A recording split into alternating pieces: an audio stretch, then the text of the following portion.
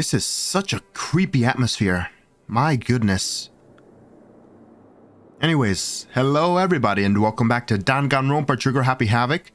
In the last episode, we were investigating the death of Sayaka, and now we've come to this point where it is finally time to go into our first, what do you call it, class trial?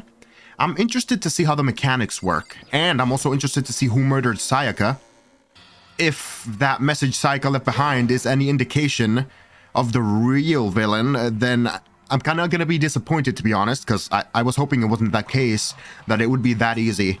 Because usually the first person who's pointed out or like suspected isn't the person that commits the murder. But I guess things could be different in this visual novel. So, alright. You're late, Makoto. We've all been waiting for you. I bet you were afraid you would be discovered as the murderer you are. Let's not jump to conclusions just yet. Save that for the class trial. Then we can all reveal the details of Makoto's crime. So they really are convinced I did it, but I didn't do it. Me and Sayaka both know that all too well. But then, who is the killer? The one who murdered Sayaka. Is it really one of us? It is, Makoto. Stop asking the question.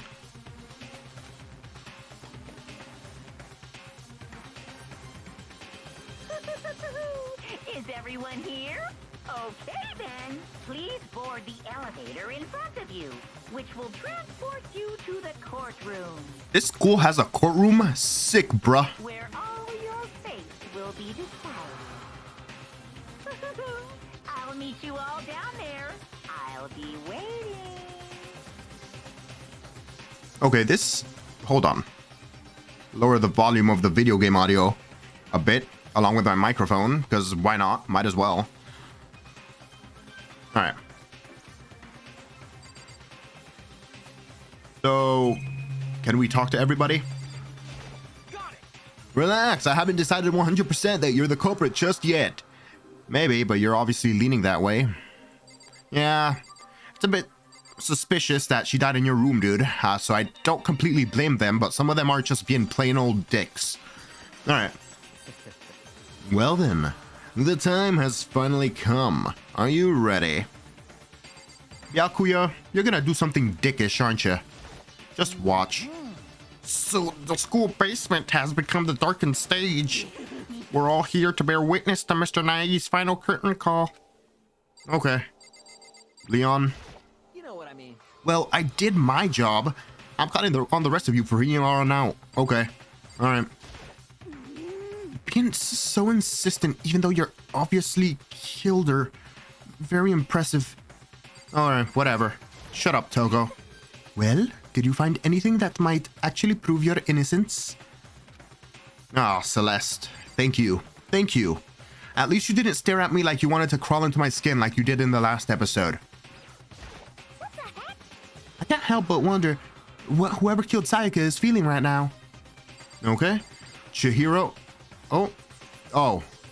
I guess I have no choice but to get on this elevator. Well then. Let us begin. Yes. Good idea. Hey, Are you scared? No, scared isn't quite right. Makoto. I said it before, but it's up to you to uncover the mystery surrounding this case yourself. If you don't, you'll never come to grips with the truth. Excuse me, guys. I just drank coffee. And, like, coffee makes me gassy, so, like, I want to burp. But I don't want to burp. So what I'll do is I'll use, like, the mute button. Alright. I need to uncover the truth of Sayaka's death. I didn't need someone else to tell me to do that. In Sayaka's honor, I swear I'll find out who the real killer is. As I rest my voice to try and give myself courage, I turned, trembling with anticipation towards the elevator. With each step forward, I could feel my heart starting to race faster and faster. Everyone else was already on the elevator when I finally stepped on. The doors closed and the elevator started to move. And then we were all dropped into lava. The steel box descended with heavy clunking sounds towards the school's basement. I wonder if this is how a death row inmate feels when his time has finally come. Rather than that, is it not more like a defendant waiting to receive his judgment? Oblivious to our shared anxiety, the elevator lowered us further and further into the bowels of the school.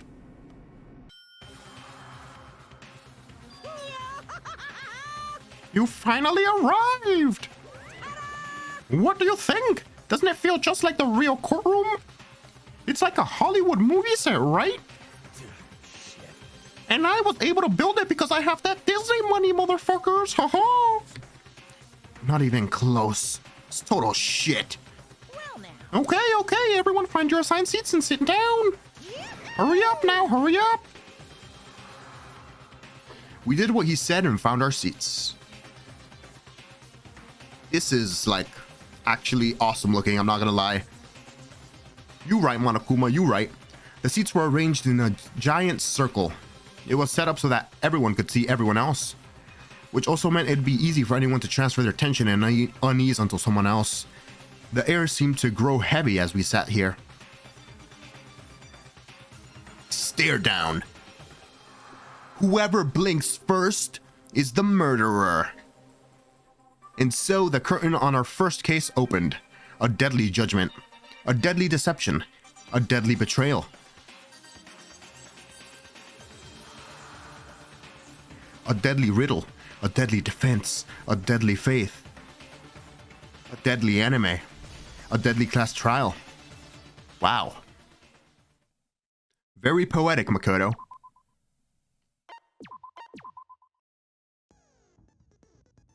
Ooh.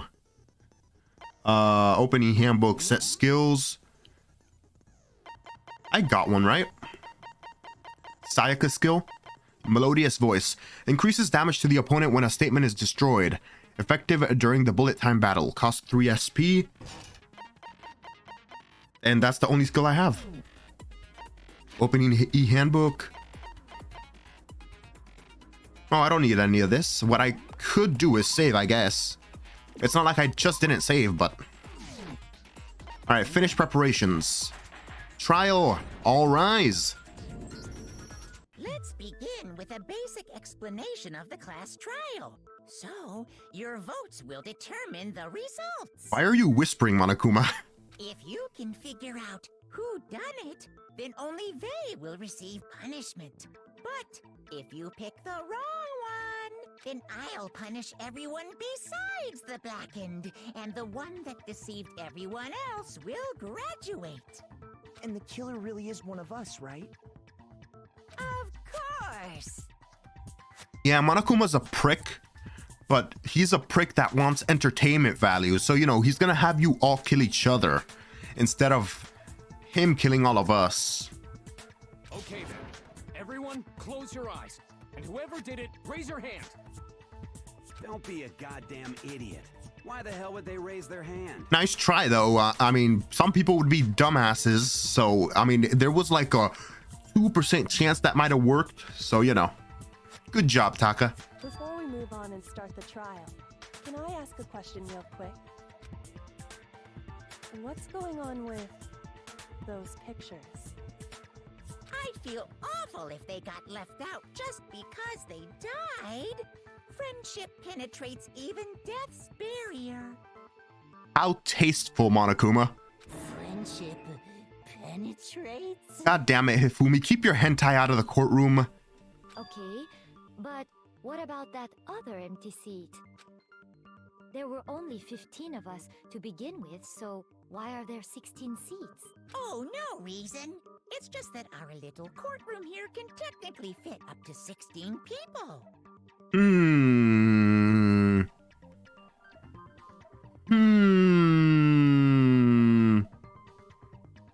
Here's the thing, Monokuma.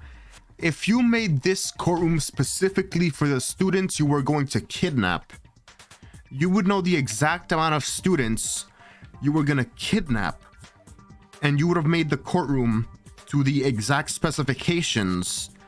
Unless you were like, oh, I don't know, I might as well kidnap this guy, and maybe I'll kidnap one more, but never mind. Unless you were like that, then you are mysteriously, I don't know, just messing with us. I feel like there's much more to that. But we're at the beginning of the game, so I'm not gonna give it much thought, but like, that seems kinda shady. Just saying. Otherwise, they wouldn't include this detail. Okay, that about does it for the preamble. Get ready to get started. First up is the case summary. Now, let the class trial begin. It's about to begin, the debate to decide who do we think the killer is. Anything I found, anything I noticed, I have to be ready to speak up about everything. Because this isn't just about me. Everyone's lives are on the line. Your first non-stop debate is about to begin. Would you like to hear more? Absolutely. As things progress during each class trial, you will engage in a number of non-stop debates. During these discussions, characters will speak one after another, without pause. It's up to you to unearth any lies or contradictions buried within their statements. What this means is that you'll have to use your truth bullets to refute what they say. Any relevant truth bullets you found during your investigation will be loaded into the truth cylinder. Use the left stick to aim and then fire with the triangle button.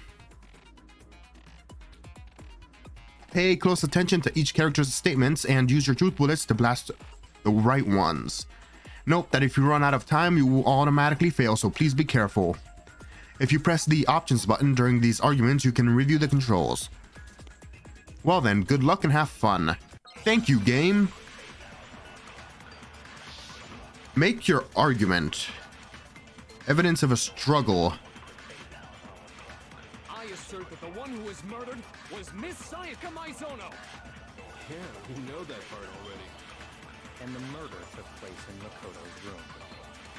In the bathroom. So it seems most likely that the killer must have taken her by surprise while she was in the bathroom. She didn't even have a chance to resist. Well, no, there was evidence of a struggle. Heh.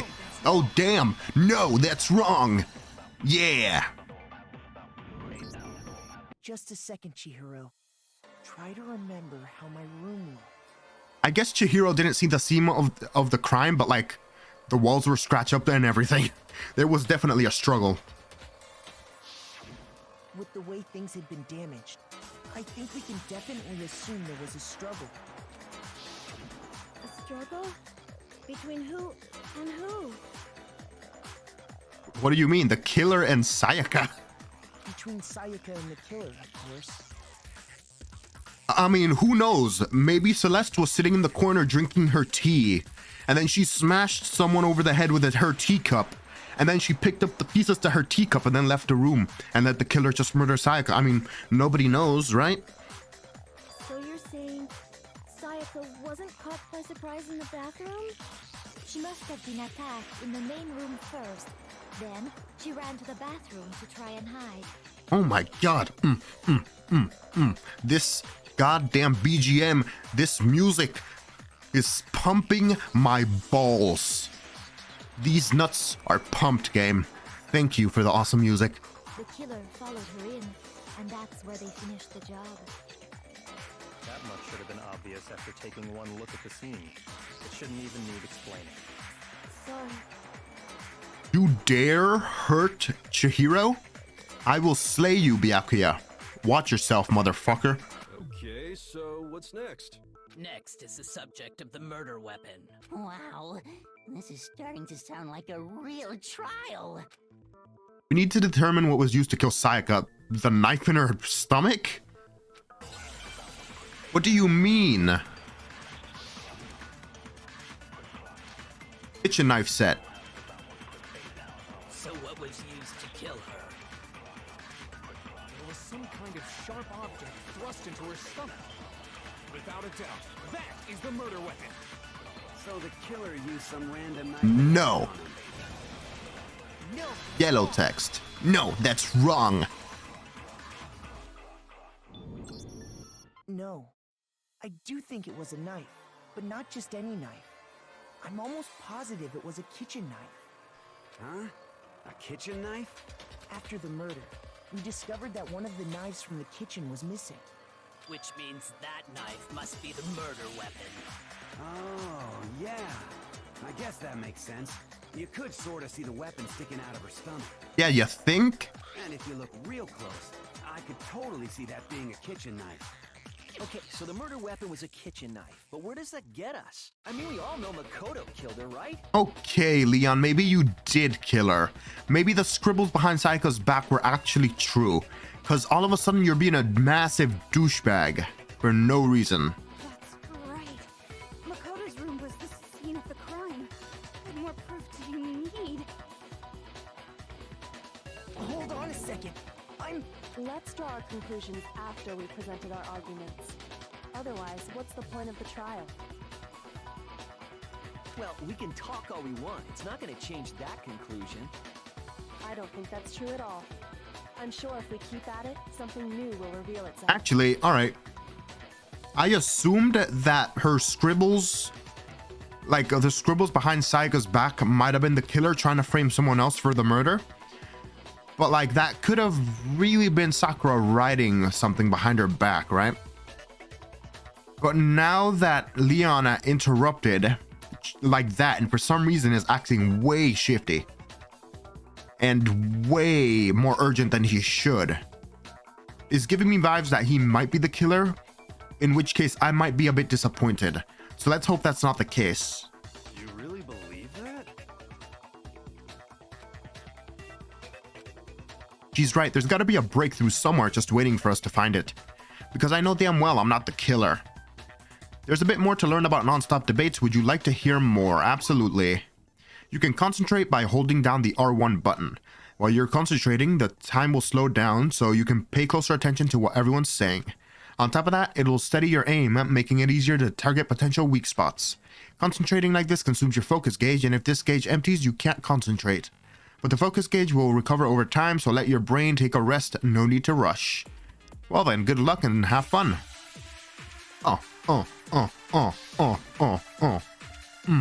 Sick beats, bro. Always a count. So I guess there's no question that the kitchen knife was the murder weapon. But where does that get us? Makoto must have taken it from the kitchen, right? He did it in secret. Nobody was in the dining hall. And then he went and stabbed Sayaka. I know that the big yellow letters are supposed to be what I'm supposed to be shooting. I just wanted to shoot someone in the head real quick. Decided. We've reached the end.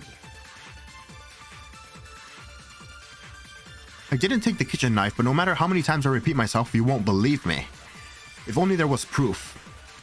So I guess there's no question that the Okay, so this kitchen just knife was the murder loops. weapon. But where does that get us? Makoto must have taken it from the kitchen, right? He did it in secret. Bam. I should have used the focus thing the game told me to use. No, that's wrong. Okay, Cheese wait, puffs. hold on. I didn't take the knife from the kitchen. Next, you're gonna say you're not the killer, right? Go ahead and say it all you want. Well, what if I have a witness? What do you think, Hina? Huh? Remember what you were telling me earlier? Well, I went to get some tea from the kitchen last night and all the knives were still there. But when I finished my tea and went back into the kitchen to wash my hands, one of the knives was gone. So you're saying the knife disappeared while you were drinking your tea in the dining hall? Yeah. Just to be perfectly clear, the knife disappeared while you were in the dining hall, correct? Yeah, that's right. And at any point while you were there, did you ever see me come into the dining hall? No, I don't think so. You don't think so? God damn it, stop sounding so reluctant, Hina. No, he definitely wasn't there. Thank you. The knife disappeared while Hina was in the dining hall, but I wasn't there the entire time. In other words, there's no way I could have taken the knife. Okay, then what about this? What if the idiot swimmer girl and Makoto are in on it together and lying to protect each other? Damn it, Toko. Idiot swimmer girl? That too. Oh, and more importantly, why would I get involved in something like that? Speaking of which, I'd like to ask the bear, if there is an accomplice, do they also become blackened? So you ask, and so I shall answer. Each murder is allowed to have an accomplice, but only the one who does the killing will get to graduate. Damn, rip. So in other words, two people can work together. but one of them has no chance of profiting from it. Then there's no way anyone would work together, right? But what if they did work together and they just didn't know about the rule? Also, I have another question. Can you be let off on a technicality?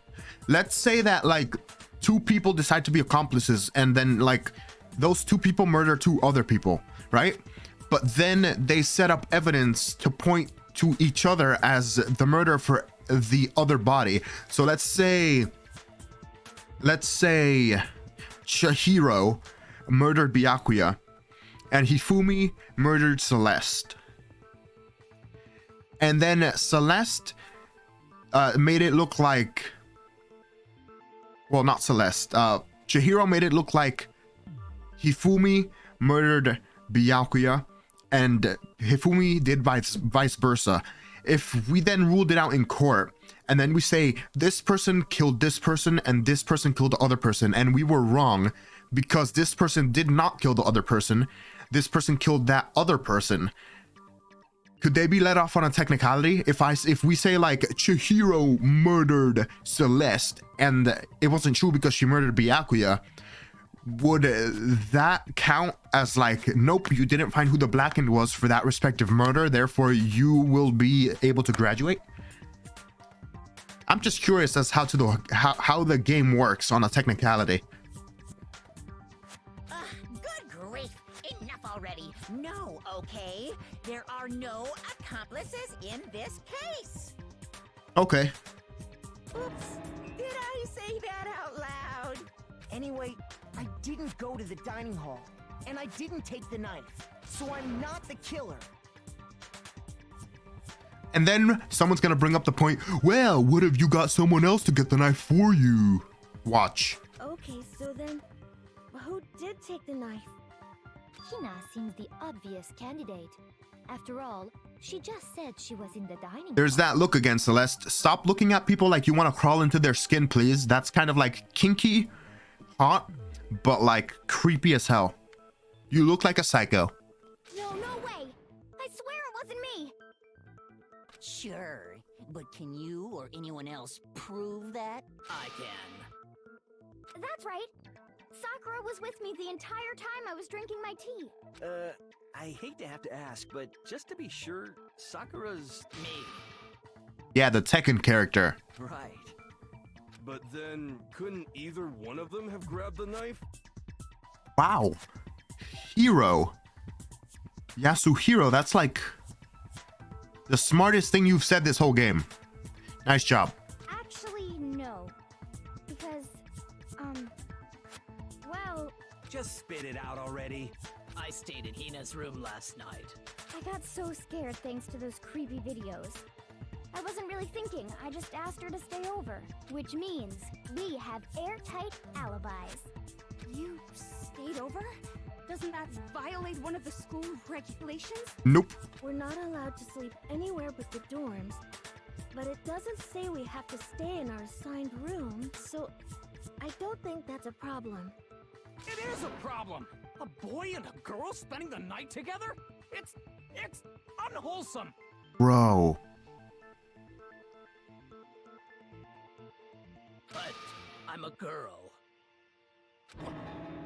You are? Oh my gosh, I'm so sorry! Well, at least you apologize, my friend. But like, really, why would this big massive dude, if he was a dude, be wearing a massive skirt?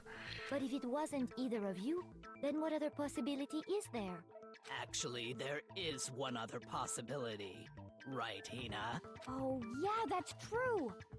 One other person did come to the dining hall while we were there. You didn't think to mention this? Like when people were accusing me of murdering Sayaka?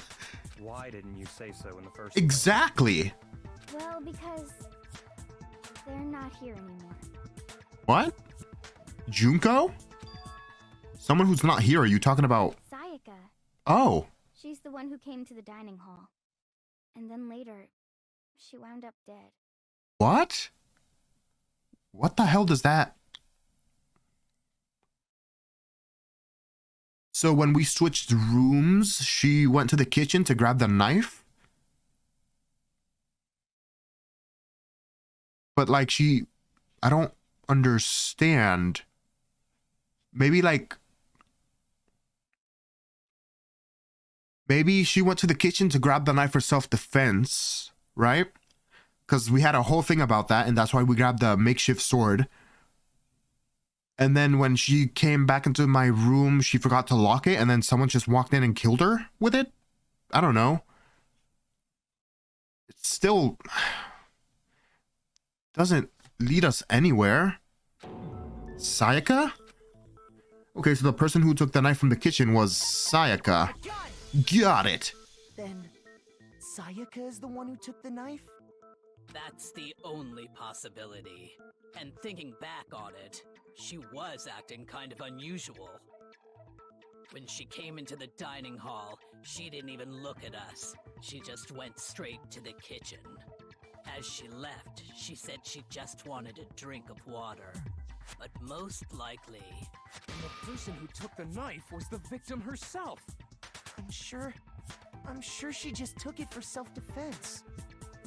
So you're saying the knife she took was then taken from her, and she was killed with it?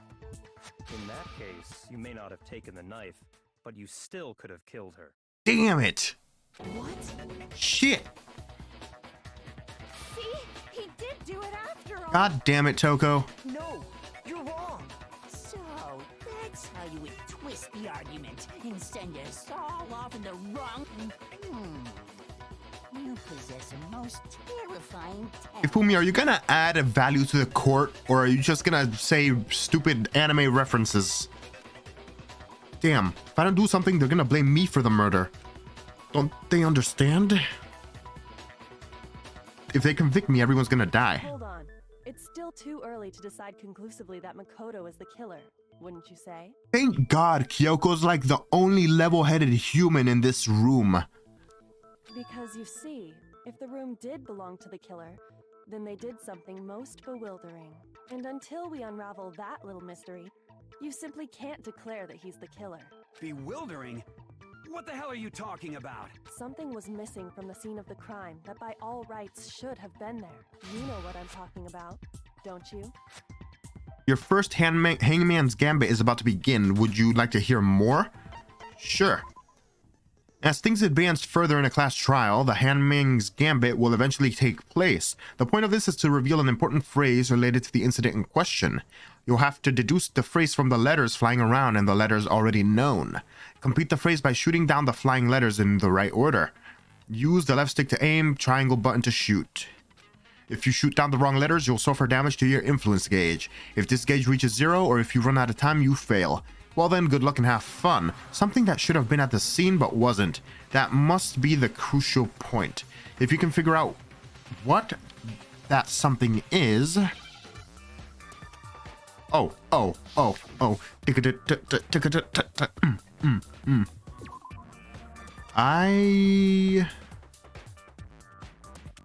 Wait, a lot of H's.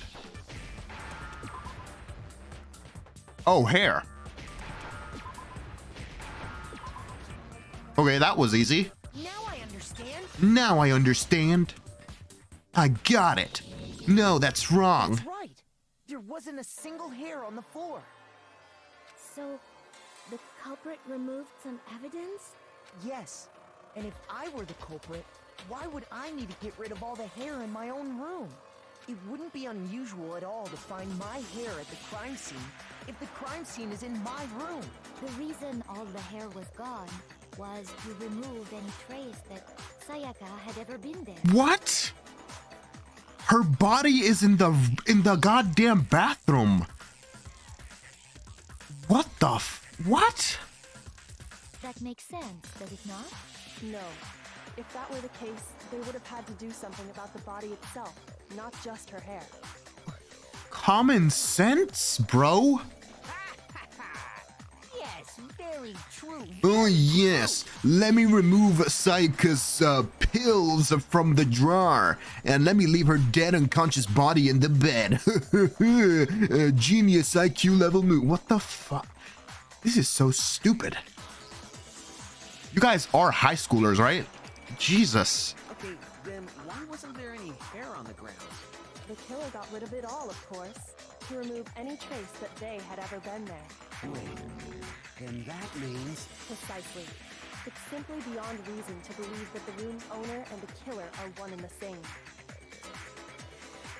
I would agree, but I feel like that's not enough. Sorry, Makoto, I don't want to throw you under the bus, but I feel like that's not enough conclusive evidence to prove that he's not the killer. Then Makoto isn't the culprit? Are you sure we can decide something so important based solely on the absence of some hair? Yeah, that's what I'm saying. No. There are other reasons that prove why Makoto couldn't have done it. I would like to hear these reasons. Do you remember anything remarkable about the bathroom at the scene? Sayaka was attacked in the main room first, then fled into the bathroom. Yeah, then they ran after her, got into the bathroom, and stabbed her. And how did the killer get into the bathroom? Did they have any trouble with it? Well, they dismantled my whole lock. Even though the locks in the boys' bathrooms have no lock in them. What do you mean? It's fairly certain that the killer had some trouble getting into the bathroom. Right, because of the door didn't fit its door frame. There was clear evidence left behind. Do you remember, Makoto? The killer struggled to get into the bathroom, and the evidence that proves this is...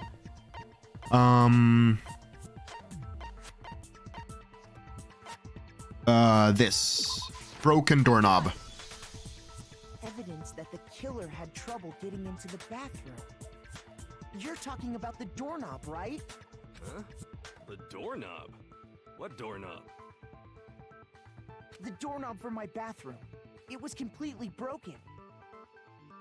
See how the top part was unscrewed? And the doorknob's about ready to fall off? Oh yeah, true. But what does it mean? In trying to bypass the lock, they ended up nearly removing the entire doorknob. This is another most bewildering act for the room's owner. It proves Makoto is beyond suspicion. So what? You're saying he wouldn't break the door in his own room? But if the only choice you have is to break it, you break it. There's nothing bewildering about it. You still don't see? Okay then. Let's take another look at how the incident unfolded. Hopefully that will help you understand. Yoko said it was a bewildering act. I almost didn't notice it at first, but is that the key point here? There's a bit more to learn about non-stop debates. Would you like to hear more? Absolutely. From here on out, the number of weak spots will start going up. But no matter how many weak spots, there's essentially only one lie or contradiction in that debate. What I'm trying to say is not all weak spots you see are necessarily false. Use a truth bullet on the wrong one, and not only will you fail to refute what they said, but you'll also lower your trust with everyone, and your influence gauge will take damage. Now, this is important because if your influence gauge reaches 0, you'll fail. You'll have to rely on your own logic to determine which weak spots are actually lies or contradictions. Well then, good luck and have fun. Okay, that's good. So more yellow spots? That's good. Makes it more challenging. I'm digging this class trial system so far. Sayaka was first attacked in the main room. Mm-hmm. She then fled into the bathroom. Yeah? Then the killer ran after her. Uh-huh. And they got into the bathroom. Right. At that point, the killer had to try and bust down the door. Uh-huh. Because Sayaka had locked it. Ah, that's where it's wrong, because my room has no locks on it. The boys' dorms have no lock on them for the bathroom, right? The reason my bathroom didn't open wasn't because it was locked. After all, the girls' rooms are the only ones with walking bathrooms, right?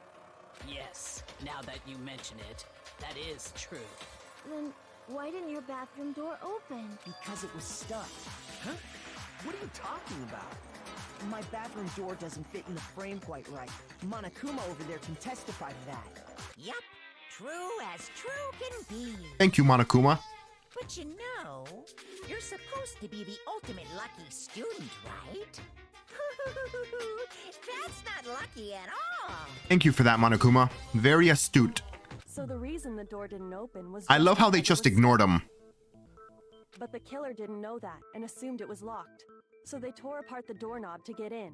Okay, but then why would the killer even think the door was locked in the first place? Because it was stuck. And because the killer isn't me. Everyone should have known you can't lock any of the boys' bathrooms. The killer could easily make that mistake, thanks to one important detail about the scene of the crime. One important detail, something the killer didn't know. For some reason, they were convinced the door was locked, which means the important detail the killer didn't know was the crime took place in my room. Yeah, because the nameplates were switched. Right. The killer must not have realized that it was my room. What? Are you saying the culprit didn't even know where he was? That's inconceivable. Which is weird, because I thought the killer might have switched the nameplates. But then I see no conceivable, strategy for why that would be good to do from the killer. So, I don't understand. And yet, he's absolutely right. Say what? Well, to be more specific, what the killer didn't know was that Makoto and Sayaka had switched rooms, which is what led to the misunderstanding about the bathroom. If Sayaka had been in her own room, then there would have been a lock on the door, and they would have had to break through. So they had no idea how unnecessary their actions were. Ultimately, we can't know if it came open by force or simply by accident. But the killer must have been considerably confused, with no idea how they actually got the door opened. Regardless, it was a pointless act. Wasting time trying to break down a door that wasn't locked is Definitely something I wouldn't do, since I would have known exactly why it wasn't opening, right? Got him. That is a definite possibility. Thank you, Byakuya, for not being a complete and total dick. So the killer would have to be someone who didn't know they'd switched rooms? Correct. Which means I'm not the killer. Then Makoto couldn't have done it. That's what I've been trying to tell you. Okay, then who did do it? I'm sorry, but I give up. Quit without saving. Shut up, Ifumi. But what happens if we can't decide on who we think did it? Then we all die. Well, why don't we just vote right now? Majority rules. Hell no. Majority rules? You really think that's a good idea? That is a horrible way to put it. Yeah, our necks are on the line here. Someone seriously needs to do something. Does no one have any other thoughts or questions? It does not matter how trivial they may seem. I don't know if you guys see that, but there's lines, rendering lines for this game. I don't know if it's because it's like an older game, but I sometimes see render lines running down the screen on my main monitor, which means that it's coming directly from the PS5, so it's not an OBS issue. But yeah, they're minor, so I'm hoping they're not that noticeable to you guys. Oh, as a matter of fact, I do have one question. Oh, you... How to put a jelly bean up my ass? No, I'm just kidding. You don't gotta sound so disappointed. It's fine, it's fine. Just ask your question. Oh yeah. Okay, so, well, I was just wondering, how did the culprit get into Makoto's room in the first place? Yes.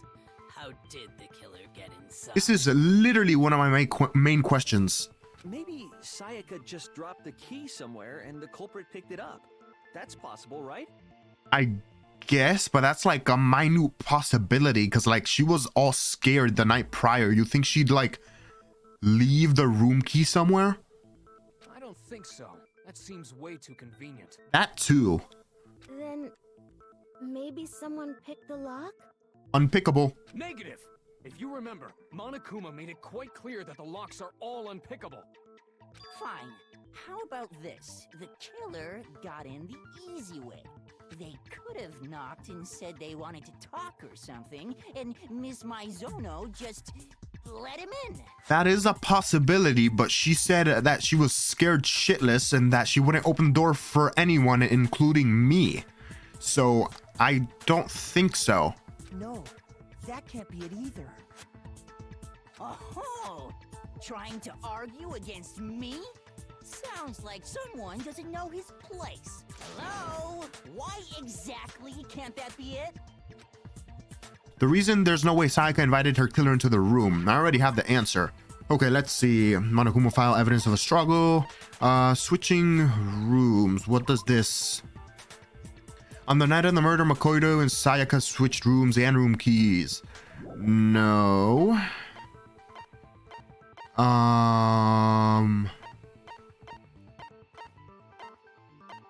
Wait, what am I?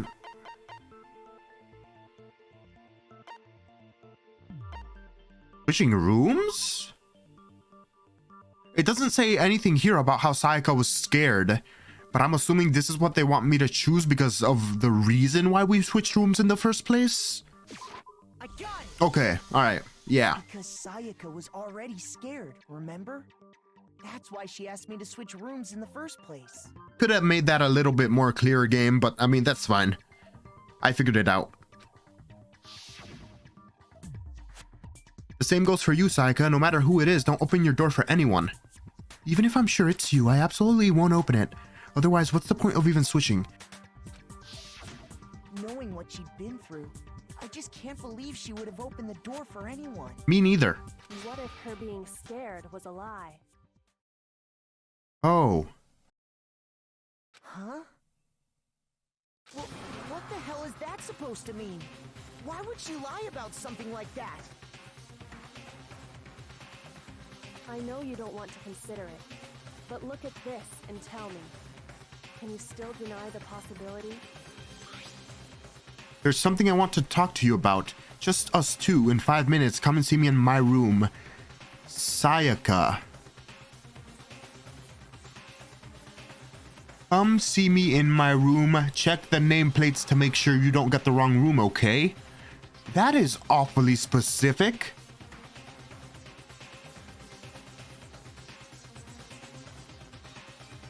Okay, so... wait. So Sayaka went to get the kitchen knife. She wrote a note to somebody and invited them to the room?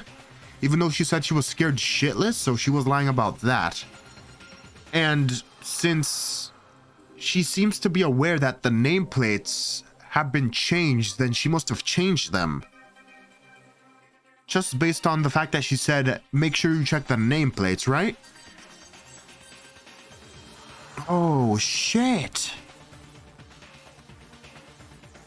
I think I might have figured out what's going on here. I'm not gonna say anything, though.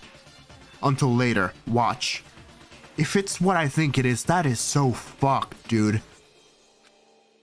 Check the nameplates to make sure that you don't get the wrong room, okay? I found a notepad during my search, and I shaded in the top sheet with a pencil. And these are the words that appeared. Oh man! I've totally seen people do that on detective shows. When you write, it can leave an imprint. Sketch over the next sheet of paper, and you can see the words. When I saw that, I was like, holy crap! I better make sure I rip the paper out before I use it from now on. It's a pretty old-fashioned technique, but even the classics can be surprisingly useful sometimes. Oh, and I should also mention, I found the notepad on the desk in Makoto's room. Huh?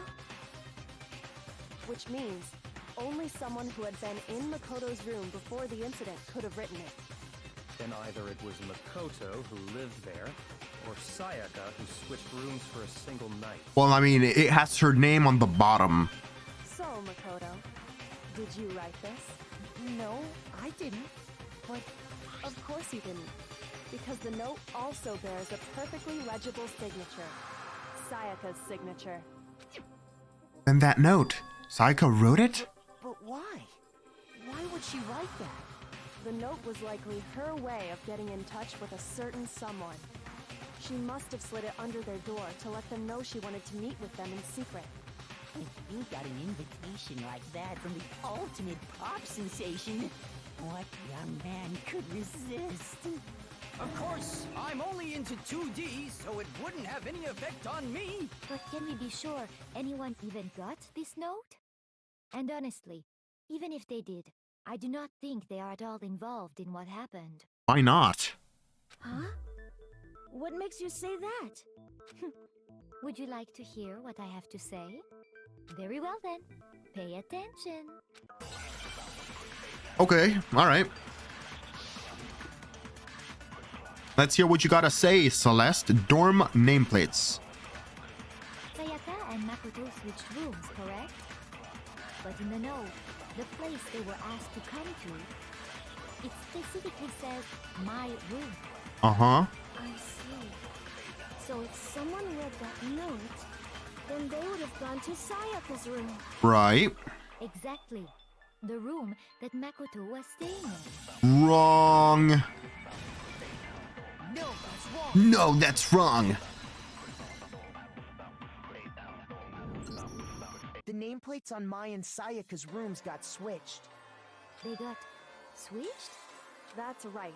The nameplates got switched, just like the rooms themselves. As a result, the nameplate on Sayaka's room actually had Makoto's name. And the nameplate on Makoto's room had Sayaka's. It's kind of stupid how those are removable, but maybe that's just me. So what you're saying is, the room Sayaka was staying in was actually marked as her room. Then, if someone did do what the note said, they would end up at Makoto's room where Sayaka was. Plus, their rooms are right next to each other, so switching the nameplates would be no problem. And the one who switched the names was... Well, of course it wasn't you, right, Makoto? Nope, it was Sayaka. Right. Okay, then who did it? There's only one person who could have switched the nameplates. Sayaka. I got it! Me and Sayaka were the only ones who ever knew about us switching rooms. So the only other person besides me who would even know to switch the nameplates was Sayaka. You can also infer as much from her note. There's something I want to talk to you about, just us two. In 5 minutes, come see me in my room. Check the nameplates to make sure you don't get the wrong room. Oh my, it is what I think it is, isn't it? That is messed up, dude. She specifically tells the reader to check the nameplate. She would only have written that if she knew the nameplates had been switched. But why would she switch them in the first place? She wanted someone to come to the room she was in, and also hide the fact that it was Makoto's room. What? Inviting someone to your room, but not telling them you'd switched rooms. Why would anyone do that? It's because she wanted to frame Makoto for her murder. I think she was trying to murder someone. I think she was trying to murder the person she was inviting to her room, or my room, with the note. She told him to switch the nameplates, right? Well, she told him to check the nameplates to make sure that the person that she wanted to kill came into my room with her nameplate on it. And then my guess is that she tried to kill that person with the knife, and then the situation got switched. But if she did succeed, and let's say she killed this person, she was gonna switch the nameplates back, and then she was gonna pretend like nothing happened, right? And she was gonna blame it all on Makoto after switching the nameplates back. What an asshole-ish thing to do. If that's really what's happening here, that is so messed up. To understand that, we first need to understand what happened after she invited the person into the room. That's where the answer lies. What happened then was probably whoever she invited over came in and attacked her. Makes no sense since she had the kitchen knife, though. We figured it out! We know who did it! Whoever she invited over is the culprit! Yeah, but we still don't know a name, jackass. But we still don't know who it is, you goddamn idiot. Exactly. Sayaka fought with her killer there in the room, yes? Yes. Perhaps the answer to our previous question lies in that initial struggle. Yes, I think you're right. Then... we just have to figure out what happened during the fight, right? That reminds me. There was a replica sword at the murder scene. Was that perhaps used during the fight? Oh yeah. What's the deal with that sword? Sayaka suggested I should hold on to it. I thought it might come in handy if I had to defend That is even more shady. The fact that she also had us bring that into our room beforehand. So I'm wondering if this is like very premeditated, or if like she decided to do it last moment or something. It seems pretty likely that the killer used it to break Sayaka's right wrist. How the hell could you possibly know that's what broke her wrist? The reason I know Sayaka's wrist was broken with a fake sword is because Sayaka's wrist was covered in glitter. I got it. Yeah. All you have to do is take a good look at her broken wrist, and it should become pretty clear. Right there where her wrist is all swollen, there's something glittery there. Is that gold? It sure is. Specifically, the gold coating from the replica sword. You barely have to touch that stuff, and it'll stick right to you. And there's some on her wrist because... I got it! Because she got hit with the sword, right there on her wrist! I see. And so the truth draws ever closer. All right, then it's about time to solve this mystery. What happened in my room and what led to Sayaka's death, that's what we need to make clear. There's a bit more to learn. Yep, absolutely. Are you getting used to these non-stop debates? Starting with the next debate, I'll start loading multiple truth bullets into your truth cylinder. But just like with the weak spots, only one of those bullets can actually refute the proper statement. In other words, from here on out, you'll have to combine the right truth bullets with the right weak spots to refute each argument. Oh, hell yeah. It's getting more spicy. I'm liking this so much. If you come up with the wrong combination, you'll take damage to your influence gauge. You can press the L1 button to rotate the cylinder to choose which bullet to fire. Press and release the L1 button to cycle through each bullet. Or you can hold down the L1 button, then use the left stick to select a specific bullet. By the way, if the logic difficulty is set to kind, fewer bullets will be loaded into the cylinder. For our purposes this time, the logic difficulty will be set to main. Oh yeah, because I chose that. Well then, good luck and have fun. Huh. Okay. Replica sword sheath, kitchen knife set, replica sword. When the fighting broke out, the culprit grabbed the sword. Uh-huh. And that's when the first blow was dealt. A sword-based sneak attack. And that's what broke Miss Mizono's wrist. Uh-huh. So, she tried to fight back. Uh-huh. She grabbed the kitchen knife she had hidden away. Uh-huh. But then the culprit took that from her too. And they killed her with it. And that's exactly what happened. Huh.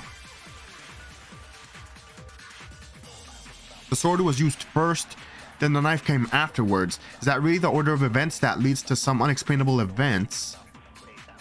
Hold on. Replica sword. The culprit grabbed the sword. And that's when the first blow was dealt. A sword-based sneak attack. Hold on. And that's what broke Miss Mizono's wrist. So, she tried to fight back. Oh, hold on. So, Kitchen knife she... hold on. Replica sword sheath. Makoto took this from the gym entryway and put it in his room. The sheath was found some distance from the sword itself, and it shows evidence of being a scratch with a sharp object. Oh. Wait. So... sword-based sneak attack. So... I think I see what they're trying to say. Okay. So they're trying to have me imply that it couldn't have been a sneak attack because if the sheath has scratches on it, then that means that someone attacked the sheath or the person holding the sheath. Therefore, that person was protecting themselves, implying that it wasn't a sneak attack. I think.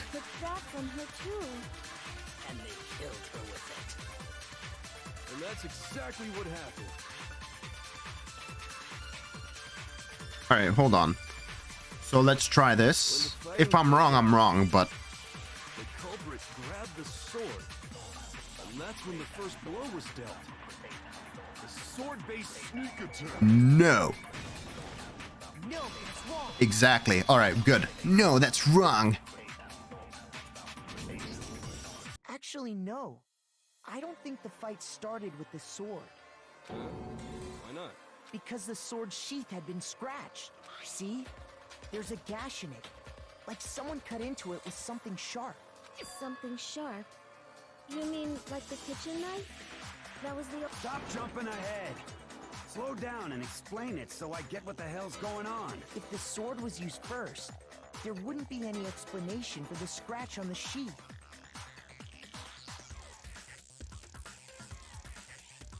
If you are going to attack with the sword, you'd take it out of the sheath first, right? That's true. With the sheath on, it'd be heavy and bulky and useless as shit. Okay, so how did the sheath get damaged? If they got attacked with the kitchen knife, maybe they grabbed the sword as a defensive impulse. In that situation, there wouldn't be any time to actually unsheath the sword. Yeah. Makes sense, actually. You're saying the sword was initially used to defend against an attack from the knife. Which means whoever had the kitchen knife was the one who attacked first. I think I get it. So here's how it all played out. The culprit came in, found the kitchen knife hidden there somewhere. Then they took the knife and attacked Sayaka before she knew what was happening. No, because that puts too much onus on the person who was invited to the room to find the kitchen knife, A, and to actually want to murder Sayaka, B. And I don't think that's the case. I think Sayaka, the person who got the knife from the kitchen, is more likely to murder the person who she invited over rather than the person who she invited over finding the knife and being like, oh, I want to murder this girl that invited me to the room, presumably to have some sexy times, you know? So she grabbed the sword to defend herself, but then the culprit took that from her too. Then, after they broke her wrist with the sword, they took the knife and finished it. Sorry, but I don't think Sayaka used the sword to defend herself. What? How the hell can you not think that? Because she never held the sword at all. There's a certain part of her body that makes this clear. What? The part of her body that shows that she never used the sword. Oh, her palms. She doesn't have gold coating on them. I got it! You're talking about her palms, right? It's only her fingers had the gold coating, not her whole hand. And since the handle had a bunch of glitter missing from the handle part of the sword, then that means she wasn't the one who used it, it was the killer. The palms of her hands were perfectly clean, so I don't think she ever picked up the sword. How can you know that just by looking at her palms? Like I said before, the gold coating on that sword comes right off. All you have to do is touch it. In fact, if you look, you'll notice that a lot of the gold has already come off the handle. It's safe to assume that's because whoever used the sword got some of it on their hands. There's really no way she could have picked it up and come away completely clean. Maybe she washed her hands after she had escaped into the bathroom. Sorry, but I don't think so. Why do you say that? Is it because you think I'm ugly? I'm down, Toko. You're not ugly. You're actually pretty normal. No, that's not it at all. There's no way Sayaka washed the gold coating off of her hands because she's afraid of water. Water can't remove it. The water was off because it was nighttime. I got it! According to the Monokuma file, Sayaka's time of death was around 1:30 a.m. In other words, at nighttime. And the water in the bathroom shuts off at nighttime, right? Oh, I didn't know that. Actually, I haven't taken a shower. And not only that, when would she have the chance to wash her hands if she's been murdered? It's like, oh, hey, let me wash the coating off of my hands while someone's trying to murder me. Oh, like, that's stupid. Oh my. You're no different. You smell like a big fat ugly donkey. Damn. I'm not sure whether to take that as an insult or a compliment. What? What? An insult, obviously. So anyway, if Sayaka never touched the sword, then that means I'm not gonna pay any attention to anything else Hifumi ever says ever again. the killer is the only one who used the sword. Right. But hold on. If that's right, then the one who damaged the sheath with the kitchen knife was... Sayaka, so she's literally trying to murder this person. Right. I got it! And then they used the sheath as self-defense. She had the kitchen knife? Yeah, bro, she tried to set you up. I'm afraid that's what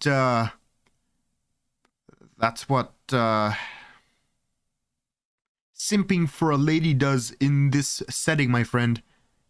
But we already said that the attack started with... The person with the knife attacked first, and the sword was used as an impromptu defense. Then the one who attacked first was... Sayaka? Now do you understand? She wasn't a blameless victim in this. Yeah, she was trying to stab a motherfucker. To be honest, I would be pissed off too. No, far from it. It's almost as if she'd been planning to commit a murder of her own. And pin it on the guy whose room she was in. What? She took the knife from the kitchen, then invited the culprit to the room she was staying in. And if it's true that she had the kitchen knife and attacked without provocation... Indeed. These are all the actions of an assailant. Which brings up another point. Makoto, Sayaka was the one who suggested you two switch rooms, correct? That was definitely true. And she faked her scaredness. So she was trying to set my boy Makoto up. Sorry, Big D. Or sorry, Big M. She was trying to set you up, dog. She didn't like you. She was just manipulative. Maybe the reason she wanted to switch rooms was so that she could pin the crime on you. That is a possibility, is it not? Yep. Sayaka wanted to... on me? That would also explain why she would switch the nameplates. And why she would tell the person to look at the nameplates. And why she got the kitchen knife to murder that person. She wanted to get whoever she had targeted to come to Makoto's room where she was staying. And by committing the murder there, instead of her room, that would implicate Makoto. But for that to work, the target had to be lured out while still keeping the room swap a secret. If the target knew she had switched rooms, they would have become suspicious right away. So all that's why she switched the names? But doesn't that plan seem a little risky? How so? For one thing, even if her plan worked, Mr. Naegi would just tell everyone they'd switched rooms. Dude, who's gonna believe that? Like, if I were to say... Well, if people were to find that someone was murdered in my bathroom, and I were to say Sayaka and I switched rooms, and Sayaka were to deny it because she wanted to frame me, who would believe me, the guy whose room there is a dead body in, over the girl next door who happens to be the pop sensation dainty girl who everybody thinks is harmless? I don't know. I'm not sure our soft-hearted Makoto is capable of that kind of cutthroat behavior. That too. Makoto would probably be like, oh, damn, bruh. I'm gonna help her get out of here. I'm sure Sayaka realized the same thing, which is why out of all of us, she asked him to switch rooms. Damn, bro. It's messed up. She took advantage of her kindness, Makoto. I guess it's time to not trust anybody ever again, bro.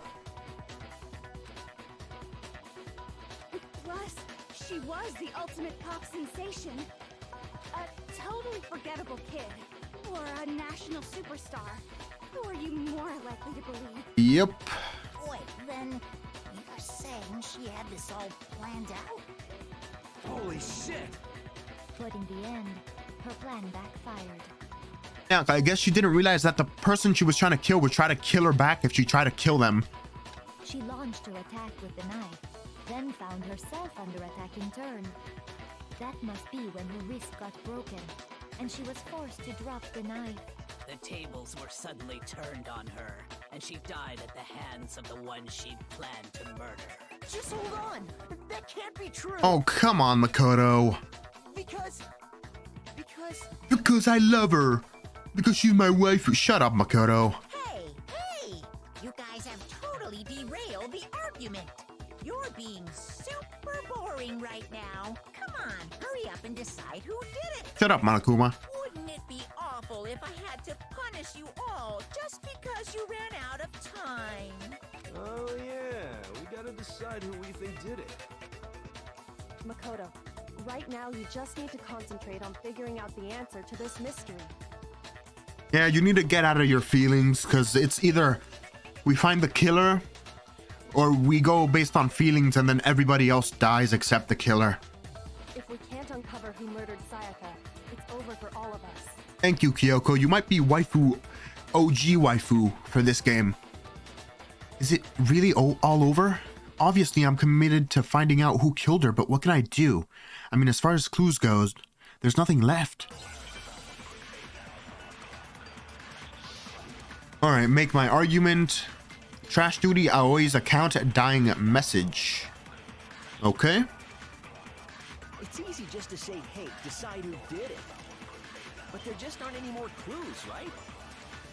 Oh. Hold on. Oh. Oh, what's wrong? If you keep trying to disrupt the trial, you're gonna get put on trial yourself. Shoot. Oh, crap. I was thinking about it like the shirt that was in the incinerator that was burned off. That's a clue, right? And then the shattered crystal ball and stuff. So, okay, wrong point, I guess. It's easy just to say, hey, decide who did it. But there just aren't any more clues, right? Very well. Then let's review all the clues we've found up to this point one more time. Do we really have time for all that? Die! Die! What the hell, Toko? Calm down. Do something! We're all gonna die! Okay, so this is the wrong bullet argument. Wait, no, hold on. That's right, there is still clue left that can lead us to who the killed her. Okay, I guess the numbers then? Just to say, hey, decide who did it. But there just aren't any more clues. Yeah, whatever. I got it. No, that's wrong. No, that's wrong. There still might be one clue left. Sayaka's dying message. Dining? Wait, what did you say? The dying message. She wrote something on the wall behind her. Remember? 11037. Written in her own blood. There must be a clue about the killer hidden in there. That's so obvious, though. Well, before we get too far into that, I need to ask, can we really be sure that Sayaka is the one who wrote it? Yeah, that was my point. That was my point. Before we started this class trial, the killer could be trying to frame someone else. There's no question that Sayaka wrote that message, and I can prove it.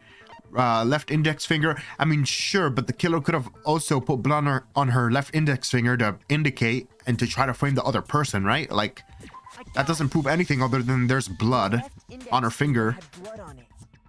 That could only be because she used that finger to write the message.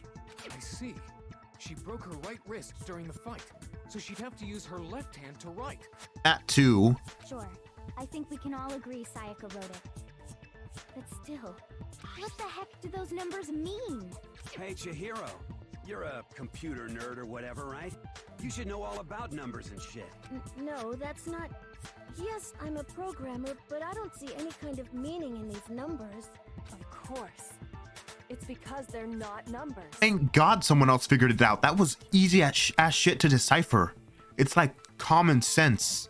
Oh, yeah, it looks like... Huh? What? No, it's just... look at the numbers, assuming they're not numbers.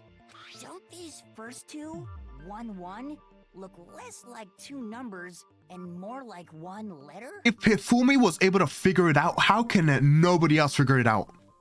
If me and Hifumi were able to figure it out right away by just looking at it, how was nobody else able to figure that shit out? Ah, you're right. The connecting line is barely there, so I assumed it was 1-1, but looking at it now, you could also read it as an N. Whoa, you might have finally just said something worth a shit. Right back at you, big boy. Our little gray cells are really getting excited now. But even if that really is an N037, doesn't make any more sense than before. It's upside down, guys. Damn it, it's no use. I just don't know. Rotate the image 180 degrees. Thank goodness. Huh? Rotate it? I think maybe I see something. Oh my god. Now I see. That She is- wrote down the killer's name. That is so goddamn obvious. Is it just me, guys? If anybody's watching this in the comment section, it's obvious, right? It's not just me. Like, everyone else figured this out too on every other Let's Play too, right? Like, it's not just me. That was the easiest thing to decipher. Huh? You just shot past the clue part and right onto who did it. So, whose name did she write?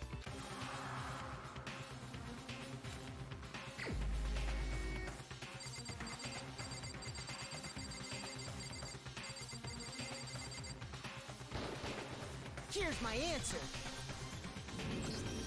The key to solving this mystery was simply to rotate the writing 180 degrees.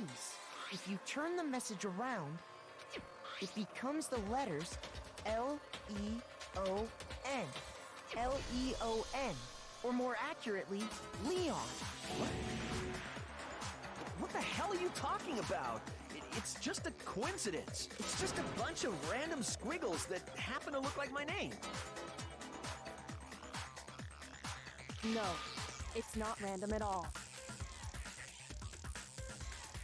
She wrote that message on the wall behind her as she was leaning up against it. In that position, she couldn't move to write normally, and had to write upside down, as it were. And as a result, when you look at it standing in front of her, it ends up getting flipped. Try it for yourself if you want. Write something sitting like her, and the letters will be inverted. That sounds like one hell of a stretch to me. I'm the killer? You can't just go and say shit like that. If you're not the killer, then why did you try to destroy the evidence? Huh? You know what I'm talking about, right, Makoto? The evidence Leon tried to get rid of?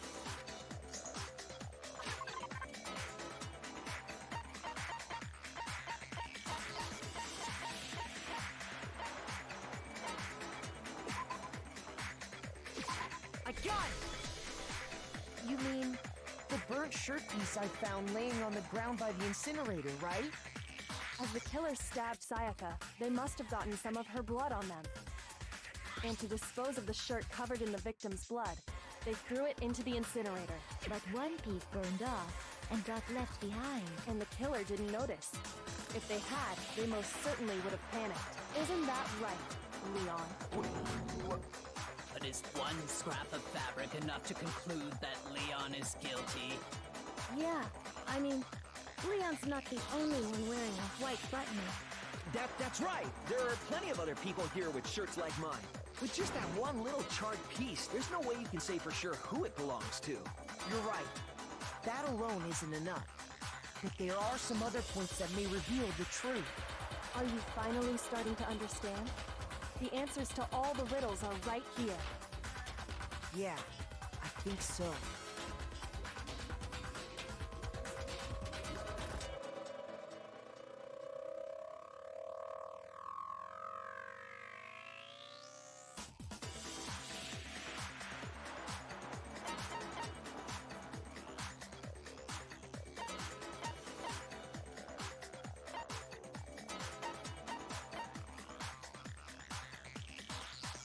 I got it! If we look closely at how the shirt was disposed of, we should be able to figure out who the killer is. Oh yeah, that's a good point. I think I know what you're gonna say. You can't reach the incinerator without opening the gate in front of the trash room, right? And obviously, you wouldn't be able to hit the switch to turn it on either. You'd need the key to get in, and the one with the key was the person on cleaning duty. So the killer had to be whoever was in charge of taking care of the trash, right? Interesting.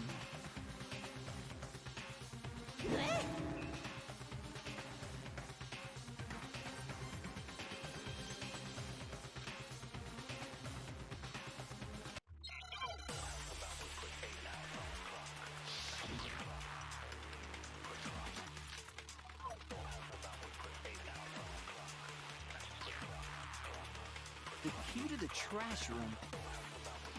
Whoever was on cleaning duty must have had it, right?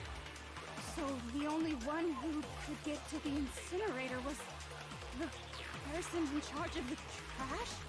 And you'd have to get close to the incinerator in order to destroy the evidence. Which means the only possible suspect is whoever had the trash room key. Okay, so The person who would have had the trash room key was... Huh? Me? No!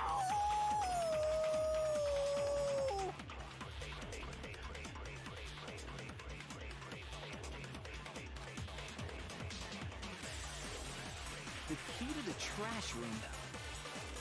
Whoever was on cleaning duty must have had it, right?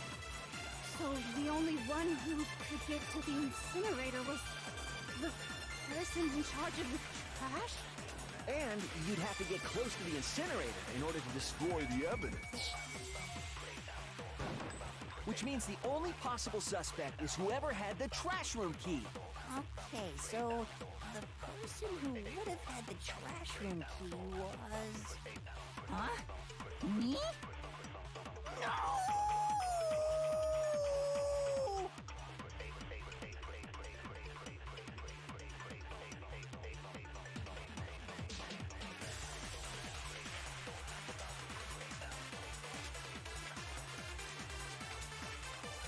The key to the trash room. Whoever was on cleaning duty must have had it, right? So the only one who could get to the incinerator was the person in charge of the trash? And you'd have to get close to the incinerator. No, that's wrong.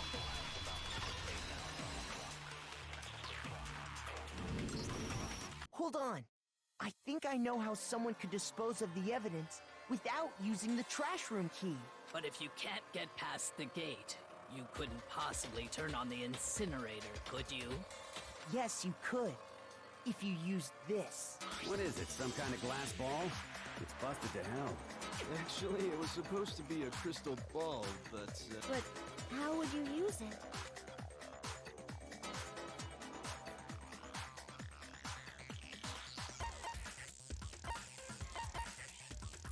I got it! The killer simply took aim at the incinerator switch and threw the ball through a gap in the gate.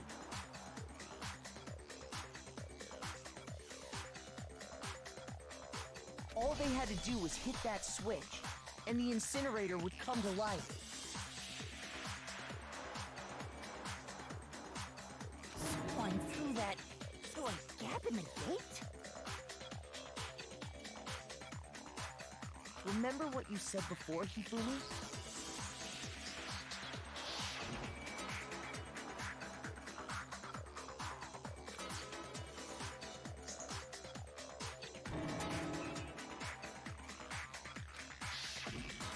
Hifumi had the key, so the only way the incinerator could have been turned on without his knowledge was because the killer was able to hit the switch without opening the gate.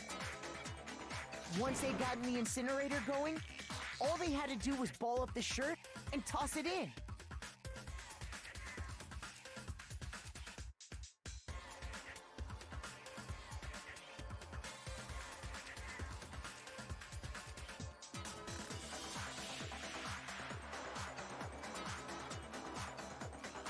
Hey, come on! What the hell is this? All you have to do is look at the scene to know that the killer never actually went inside the trash room. The shards of broken glass, the incinerator left running, the piece of shirt that escaped the fire. If the killer had been on cleaning duty, the evidence would have been taken care of much more thoroughly. Wait, no, just hold on. But the distance from the gate to the incinerator has to be at least 30 feet, right? The pinpoint accuracy you'd need to throw a glass ball that far and hit something that small.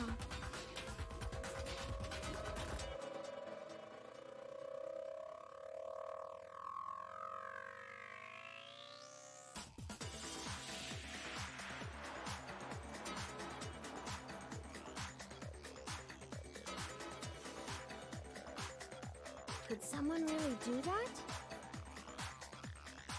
That's right! There's no way! It'd be impossible! Difficult, absolutely. Impossible? I don't think so.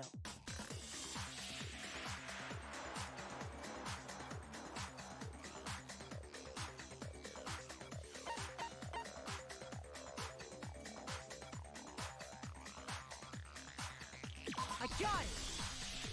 Because the killer is the ultimate baseball star. Isn't that right, Leon?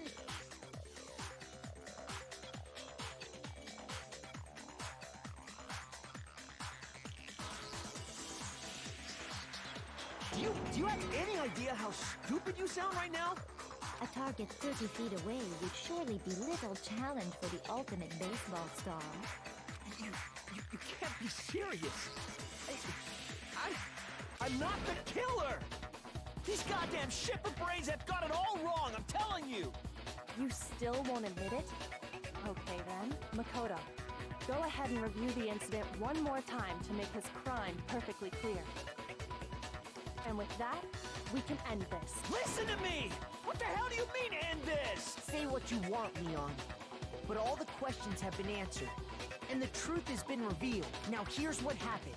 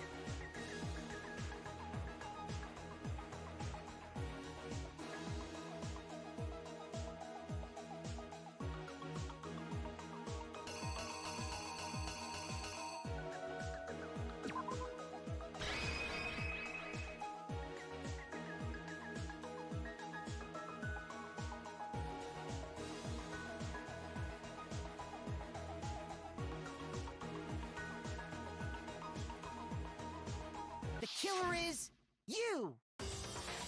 I think I'd better take one more look back at the case from the beginning.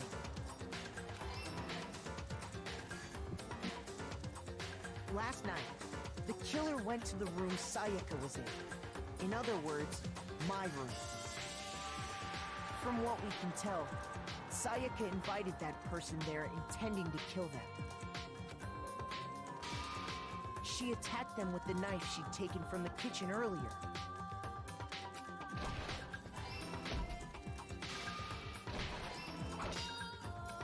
But then something happened that she wasn't prepared for. They grabbed the fake sword I put in my room and fought back. During the struggle, a strike from the sword broke Sayaka's right wrist. And that's when she lost her grip on the kitchen knife. Finding herself cornered, Sayaka panicked and ran into the bathroom. The killer went after her, but couldn't get the bathroom door open. What they didn't know was that my bathroom door got stuck easily, and there was a trick to opening it. Sayaka knew about that because I told her, but of course the killer had no way of knowing.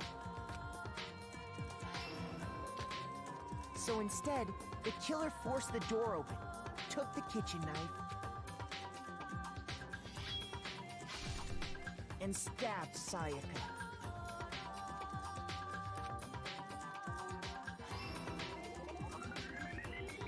But with what strength she had remaining, Sayaka left a dying message. To keep the killer from noticing, she wrote it on the wall behind her.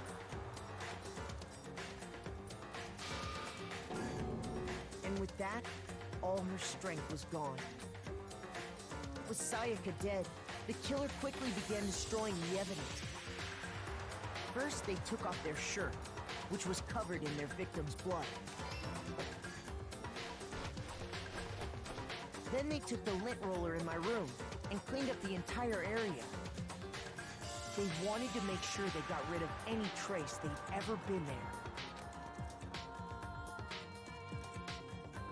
Afterwards, the killer headed to the trash room to destroy their bloody shirt. They tried to burn the shirt using the incinerator there, but the trash room was blocked off by an especially sturdy gate, preventing access to the incinerator. So they came up with a plan to use Hiro's crystal ball, which he left in the laundry room.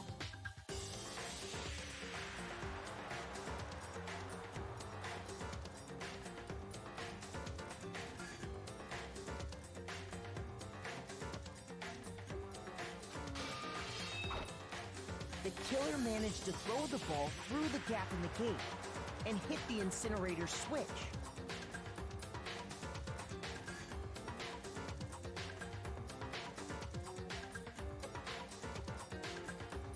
For any normal person, that'd be an impossible throw. But the killer had the confidence to take a shot. And that's because the killer was the ultimate baseball star. The crystal ball, thrown with absolute precision, hit the switch on the incinerator, which then quickly roared to life.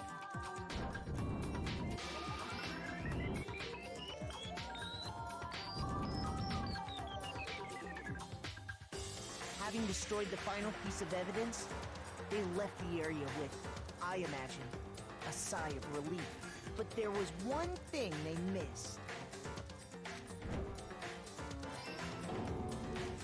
Part of the shirt they'd thrown into the fire burnt away and fell out of the incinerator. The killer didn't notice this, and so left behind a piece of indisputable evidence.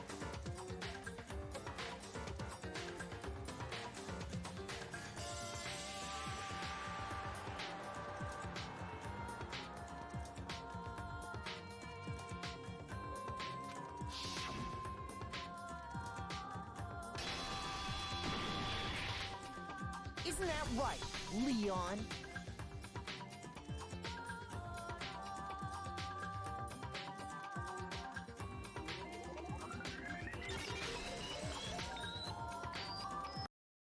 It would appear that Hiro simply forgot his crystal ball in the laundry room. You went there to try and wash the blood out of your shirt. And that's where you saw it, right? Seeing the ball, you thought of a way to take care of everything.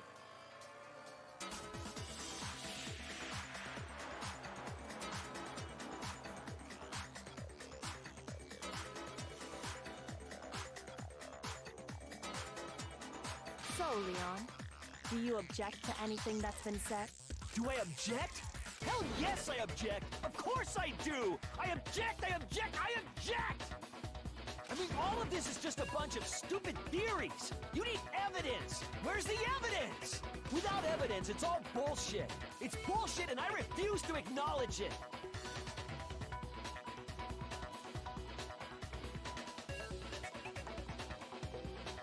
Well then, I guess this is as good a time as any to present the evidence that proves you did it. Makoto, I believe you're in possession of that evidence.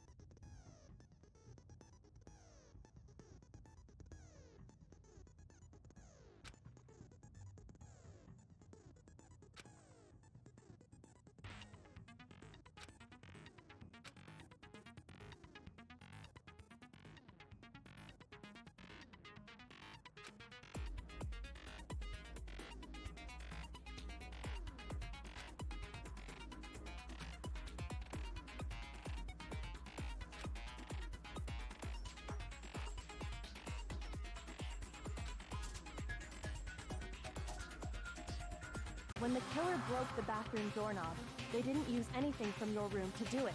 So what did the killer use? I refuse to acknowledge you! You're stupid! Stupid, stupid, stupid! Stupid, stupid, stupid, stupid, stupid, stupid, stupid!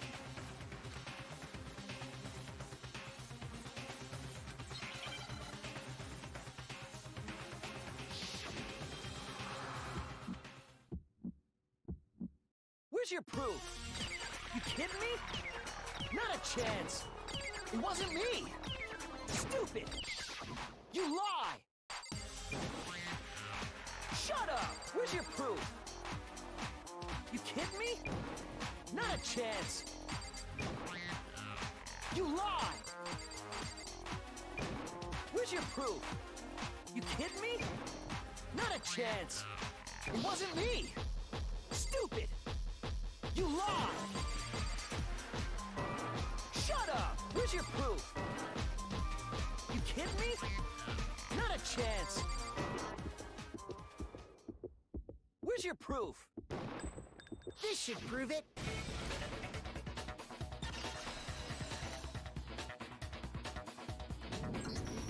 The screws on the bathroom doorknob were removed.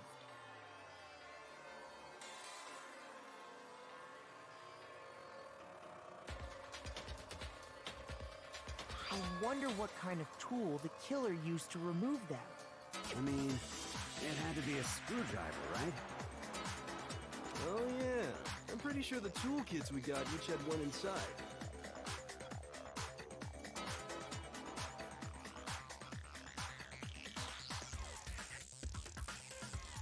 And that must be what he used.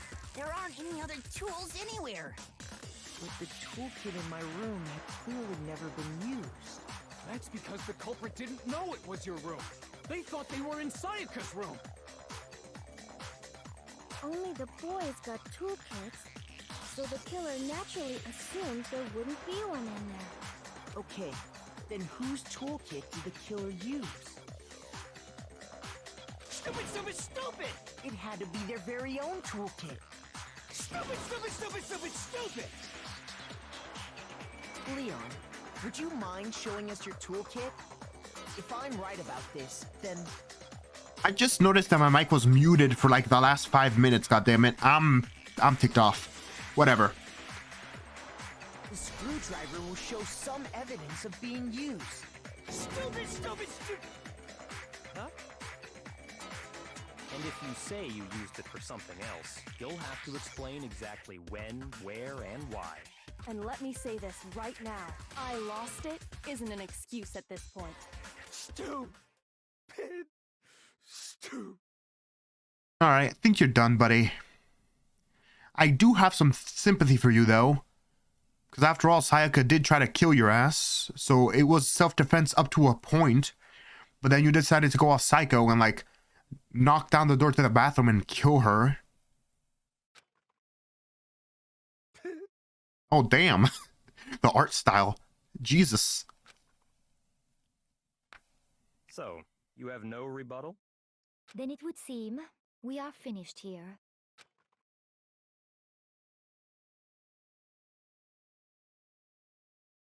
Stupid.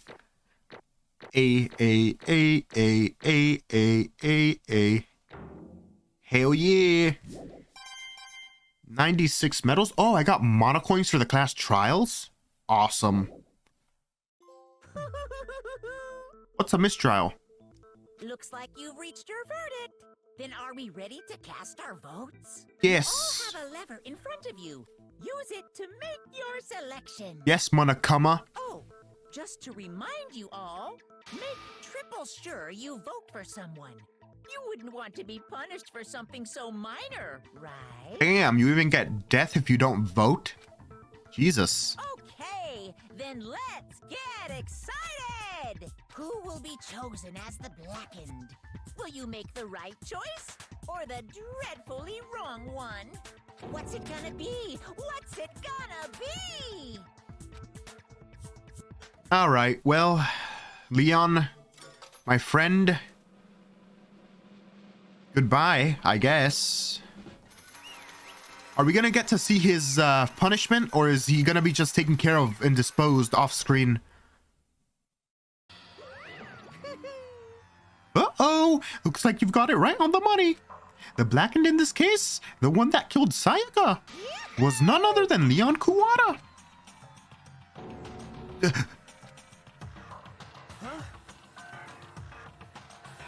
Hey, hold on. Hold on a second. Leon, did you really kill Sayaka? But... I don't believe it. You son of a bitch! Son of a bitch, what the hell is wrong with you?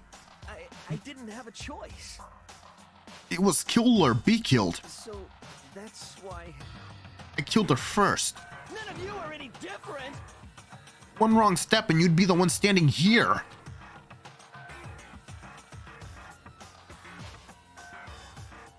It was a complete chance that I wound up like this. I was just... unlucky. That's all. Hey! Come on! You expect me to just accept my death? Everything's become clear. The decision we made was right after all. But when I think about that, honestly, I'd be better off if we'd been wrong. Because if what we came up with really is the truth, and the truth is that Sayaka was trying to frame me. But even if that's true, I can't say she was wrong. What? After all, the mastermind. It's all because of that video. Even I couldn't handle what I saw in there. Yeah, but the difference is that you didn't try to set up the person who you'd been buddying up with. You didn't try to frame them for murder. If I was her and the video actually had something to do with me, I can't even imagine. What are you talking about? You got the, well, you basically got the exact same video. The difference between this video and your video was that your family actually disappeared off screen. So they were actually kidnapped, and there's a chance that they might be dead, even more than this group right here, who are just lying down on the ground. Now we're trapped here with no way out. They're probably waiting for me. I can't afford to be stuck in here. The one thing that was more important to her than anything else, her dreams, her friends, to have to see something like that happen to them. And Sayaka, I did whatever it took to reach that dream. I mean it. Even some things that weren't so pleasant. And that's why Sayaka, for the friends that meant so much to her, that's why she betrayed me. So when she said, no matter what happens, please always be there for me. I need you on my side. she was lying to me from the very beginning. She was using me. Is that why she talked to me in the first place? Messed up, bro. I guess I'll never know. Because there's nothing I can do and to ask her what she was thinking. Once you're dead, that's that. Boy howdy, that entertainment industry must sure be terrifying, huh? I mean, to try and kill someone just because of those relationships. She seems so nice and lovely on the outside, but inside she descended into pure madness. What did you say? I understand, really I do, yup.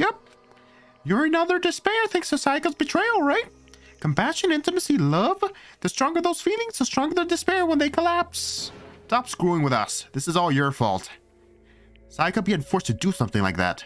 She wasn't forced, my G. I mean, in a sense, I guess you could say she was.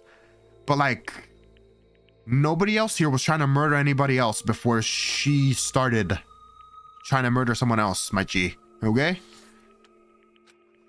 All of it. Everything. It's all your fault. Suddenly in a frenzy, I lunged at Monokuma, but... That's enough. As angry as I was, Kyoko latched onto my arm without hesitation. Her grip was like iron, strong enough I was sure it would leave a bruise. Calm down. If you really want to make her enemy pay for what they've done, you need to let it go for now. Damn it.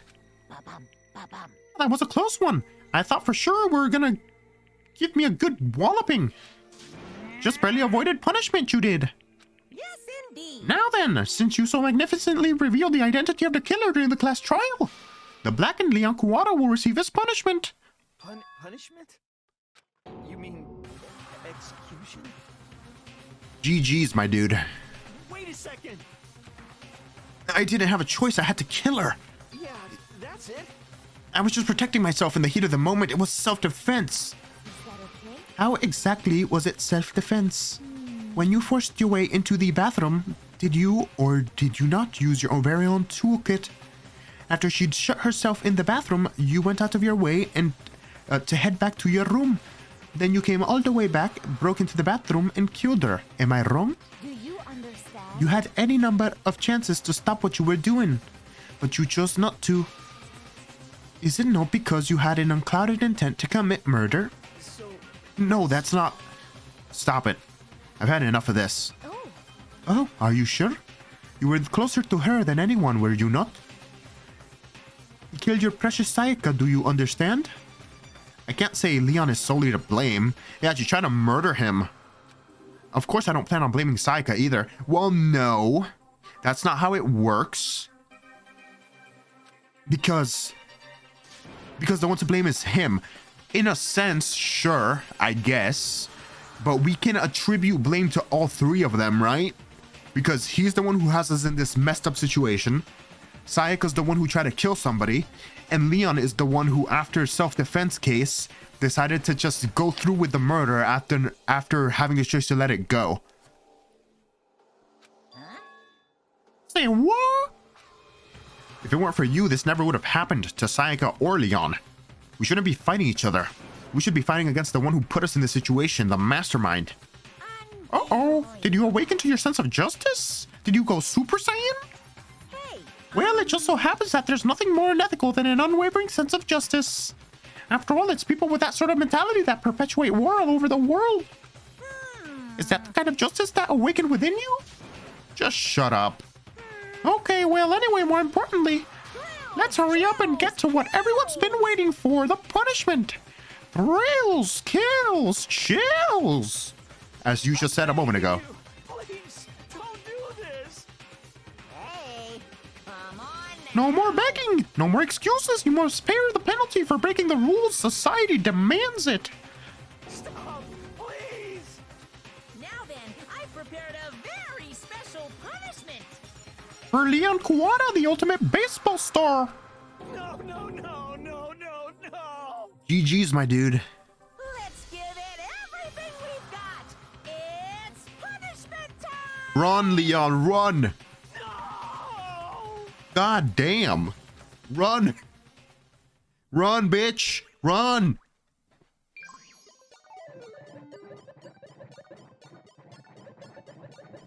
Leon has been found guilty. Time for the punishment. We're actually gonna see a cutscene of this?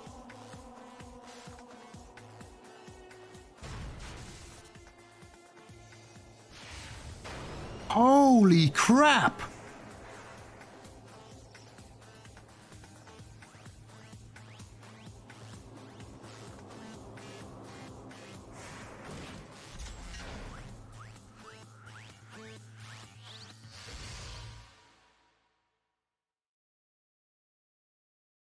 Oh my god.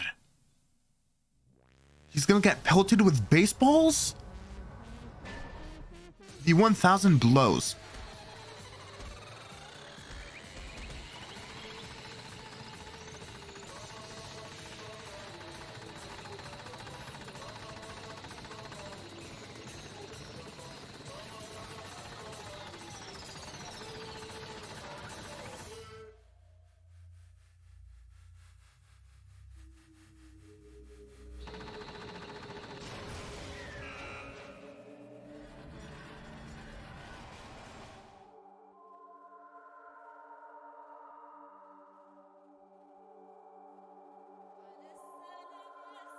Jesus, what a way to go. My, oh. Damn. That is so fucked. What we saw, that was the true face of despair. I mean, if you can't call it that, what else could we call it? Extreme! Woohoo, extreme! Man, my adrenaline is pumping right out of control.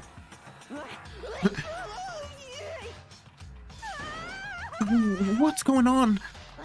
I can't take this anymore. Do we really have to keep doing this? I just can't take it. Well, hey, if you don't like it, all you gotta do is swear to cut all ties with the outside world and accept living here forever. But that's only if every single one of you can get on board with that. Oh my god, that laugh. Oh, that is such a great evil laugh. Damn you! And fuck you. Why the fuck are you doing all this evil shit to us? What the heck? Evil? You make it sound like I'm some dark, awful secret society type of guy. Say what? Or in this case, a dark, awful secret society type of bear. Wahaha. Waka waka. So why are you putting an upstating young citizen like me through such a grueling ordeal? Hey, It seems like you're trying to use common sense to make sense of something that doesn't make sense. That's like trying to put a mile on a scale. I just don't think that's possible, my dude. Hey, I don't think what you're saying and what I'm saying quite fit together. You piece of shit. I don't know who you are, but I'm gonna pound your ass into the ground. You must really hate me to get so angry, huh? But if you do that, you're barking way up the wrong tree. What happened because more than one of you decided you wanted to get out, right? No matter how much time passes, you can't cut free of your regrets from the outside world. You're to blame. Of course we can't cut free from the outside world. Being trapped in this insane place. You're trapped, are you? Well, I'm sure once you learn all the mysteries of this school, your thinking will change for sure. You'll think, boy, isn't it so wonderful how we all get to live together forever. What does this mean? What are you trying to say? Hey, I feel like there's something deeper hidden in there, just like before. thrills, chills, kills! Anyways, let's get to the blackened punishment. That's what everyone is waiting for after all. Okay. When you say everyone, who exactly are you referring to? Sorry, I said everything I've got to say. I need to save some of the fun for later. Everyone.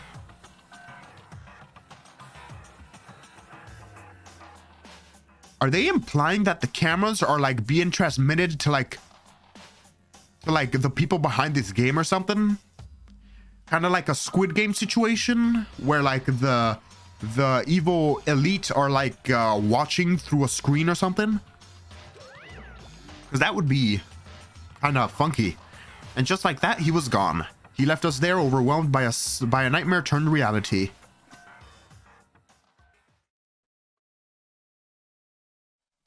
Even after he was gone, we stood there forever, unable to move. Actually, no, it wasn't that long, I think. Everyone just lost their sense of time. We were all too scared. Scared of being alone.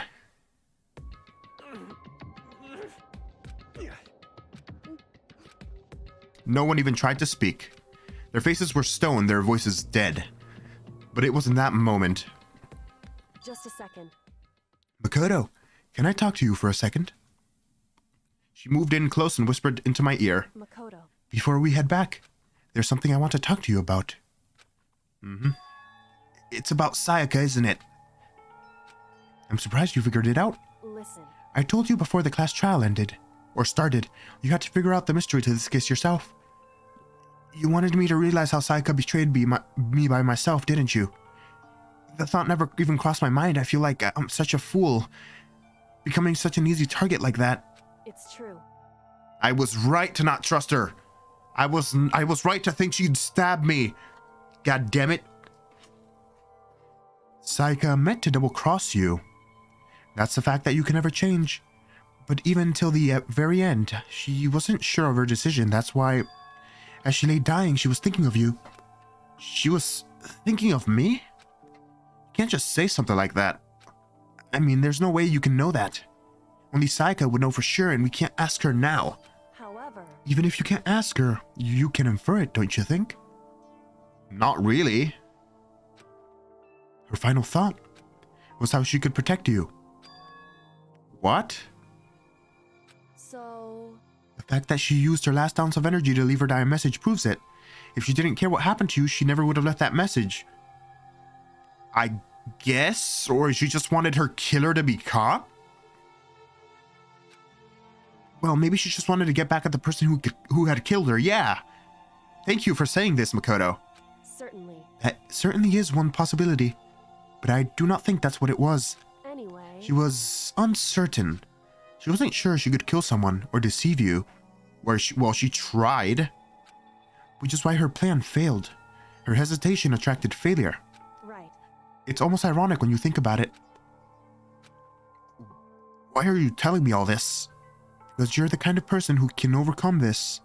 Because you can move past the deaths of your friends, Sayaka and Leon, and keep moving forward. Correct. Without someone like that, the others would never be able to break free of such a desperate situation. Move past their deaths? I could never do that. No. I'm going to carry them with me the rest of my life. How could I possibly move past something like that? Leon, Sayaka, I'll carry them with me forever. I'll carry their memories with me wherever I go. So instead of forgetting them, you're choosing to stay on the hard road. Well, I have high expectations for you. As she said that, she revealed the smallest smile. Waifu! Hey. By the way, I have to admit, I'm curious. How did you know I wanted to talk to you about Sayaka? Oh, well, I'm psychic. What? Huh? Kidding. Just have pretty good intuition.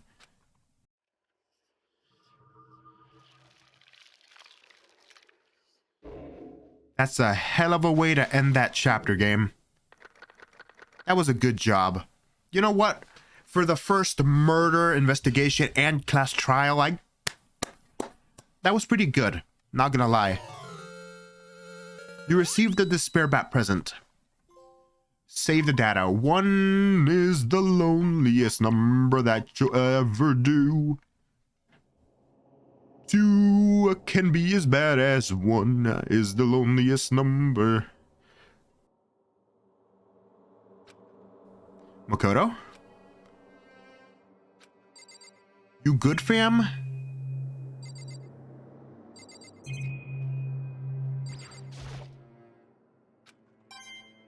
Oh. Oh, nice. Awesome. I guess.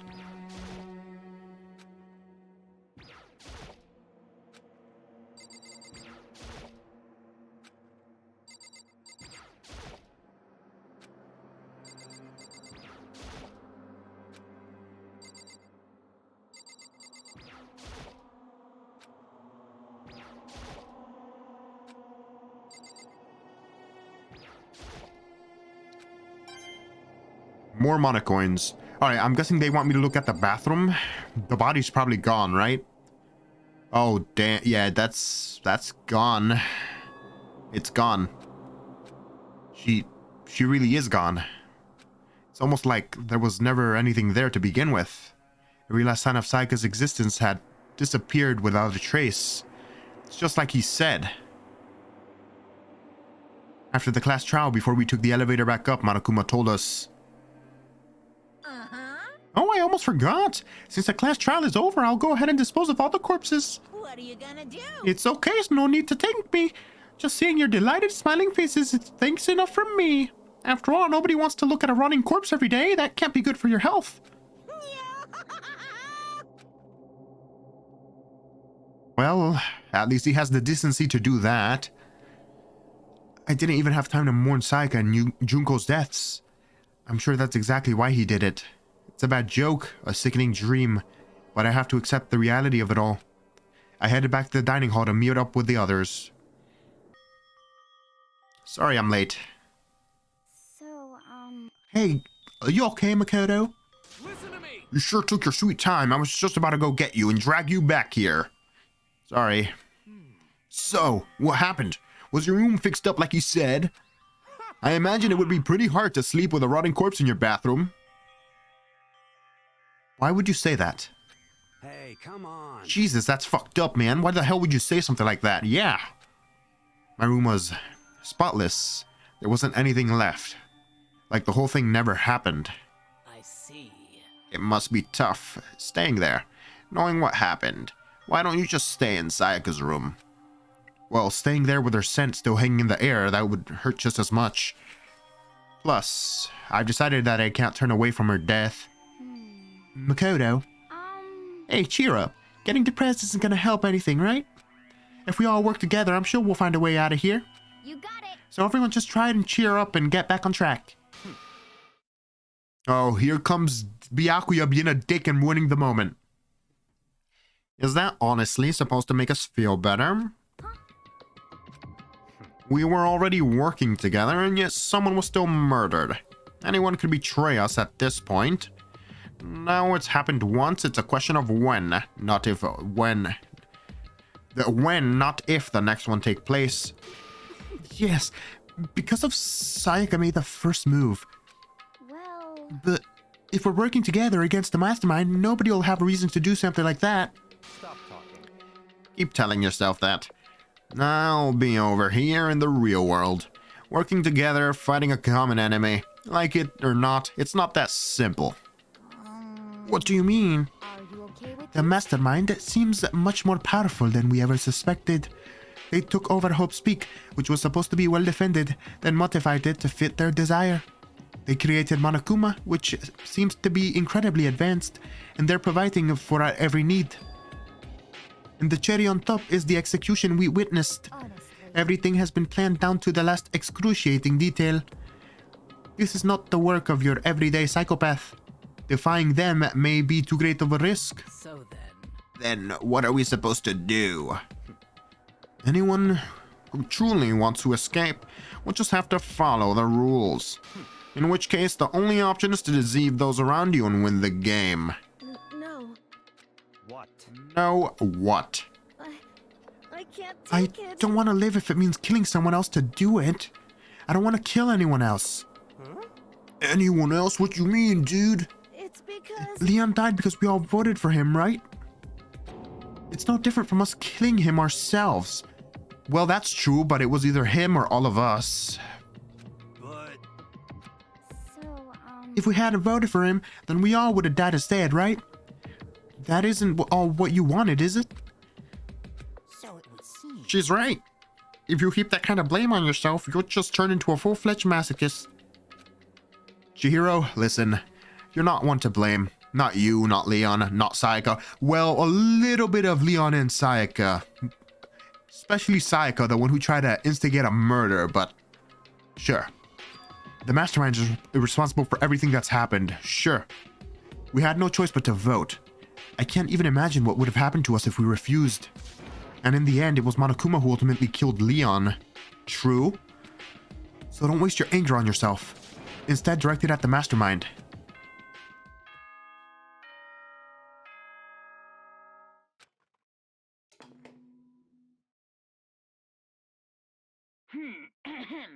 As such, Okay, the nighttime announcement. the dining hall will. Oh, and Oh? one other thing. It was totally obvious before that you were trying to make yourselves feel better and justify what you did. Okay. See you, don't see you, see you.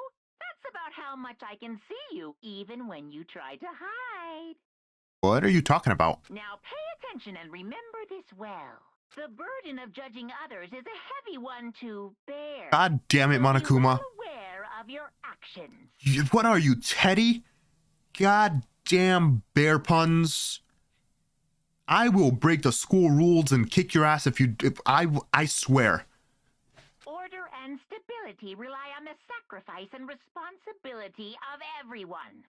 Okay then. Sweet dreams, everyone. Good night. Sleep. Alright, whatever. What was that about just now? Was he saying it's our fault for what happened? That's pretty cruel, man. That piece of shit. Who does he think he is? And so the day drew to a close. A tense, maddening day that saw the deaths of 3 classmates, Sayaka, Junko, and Leon. But this is just the beginning. Our despair has only just begun. Chapter 2, Boy's Life of Despair, Daily Life. Well,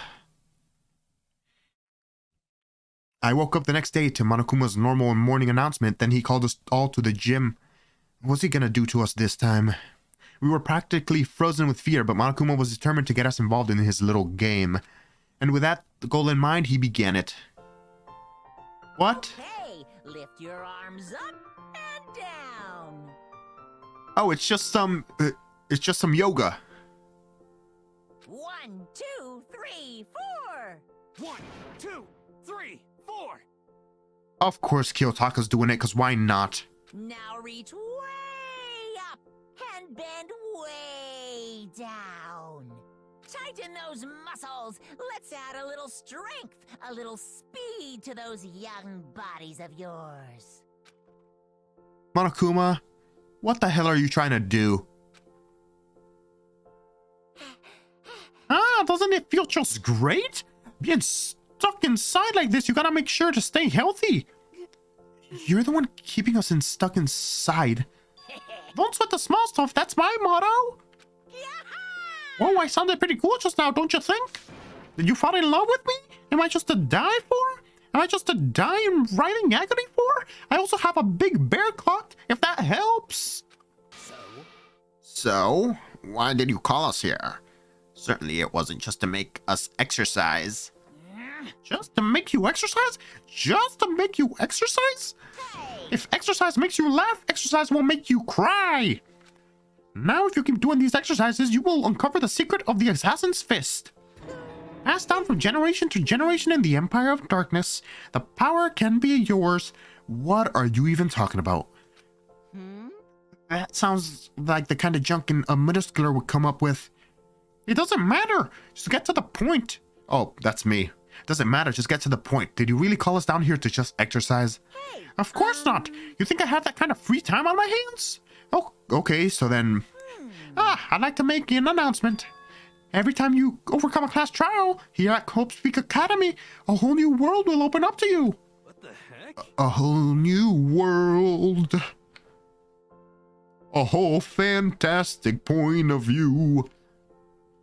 you guys? It'll really suck if you have to live here forever with nothing new to stimulate you.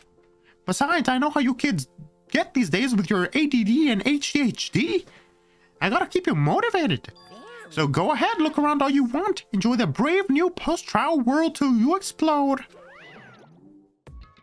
With that, Monokuma disappeared, leaving us even more confused than when he'd show up. But a new world? Could it be? Is he talking about a way to get outside? I wonder about That seems unlikely. Piece of shit! Well, we don't know till we look. Hey, Whatever he meant, it seems we'll have to search the school one more time. You hear me? Okay then, let's split up and start investigating. When you're done, everyone meet back up at the dining hall and we'll share what we found. You're basically a one-trick pony, you know that? More like a staple food source now, let's get moving. Seeing his words as their signal, everyone scattered and left the gym. Oh boy. Well, this is one of the monitors Monokuma appears on, blah blah blah. Can we get more monocoins from anything? Speaking of monocoins, I can spend them at the store in the mono machine, which is probably what I should do, because right now I have like 100 and something, which means I could get a lot of items to share with my social links or whatever. Yasuhiro? What the heck? Hey Makoto, did you see what's inside the display case? Bad, this is super bad, man. What are you talking about? I didn't notice anything at all weird in there. Sure, to the untrained eye, it's nothing, but this is awful, a bad, awful, terrible trap. That stuff you see lined up there, any god could come by and use it to send a message. Huh? Oh, I've been struck with knowledge. It's an ill omen of total devastation and ruin. Let me out of here. Let me out. Calm down, bro. I have no idea what he's talking about, so maybe I'll just leave him alone. I hope you don't kill somebody out of like pure stupidity, my friend. Because that would be very bad. Oh. The stairs are open. Makoto, look! The gate blocking the stairs is gone. It would seem a path to the second floor has opened up. You hear me? But it's also of utmost importance to double check the areas we already know about, just in case. Aren't I so clever to think of that? I really impress myself sometimes. You understand? Well, I'll just leave the school to you. Okay. Alright. This is still locked. Mondo? Yo. I went and checked the metal hatch in the main hall just to be sure, but just like I figured, hasn't moved an inch. Shit. Yeah, I'd be surprised if he made it things that easy for us. Hey! What? Don't make that face, you look like a pussy. You want me to put some fighting spirit in you? Well, do ya? No thanks, I think I got enough for now. Well, okay, I'm gonna go look around for another way out then. Alright, store. Actually, oh god, I need to find out what Monokuma meant by a new word. We know, god damn, okay. This is open. This is the trial area. Let's try to look over here. Well, I guess we're going up the stairs now. All right, whatever. Oh, goddamn. Go up there. The gate that was blocking the stairs has been opened. Is this what Monokuma meant by a new world? If so, what's up there? Ooh, this is the second floor of the school. Maybe there's some kind of clue here. Yeah, I'm sure of it. There's gotta be something here. Well, that's the third floor staircase. This is a classroom. Baby is sleeping and please be quiet. I see. This must be what he meant by a new world. I should probably take a really close look around. Monocoins? Monocoins? Yeah, monocoin. Monocoins. Alright, let's get out of here. Yeah, there's nothing in here. Ooh. Library?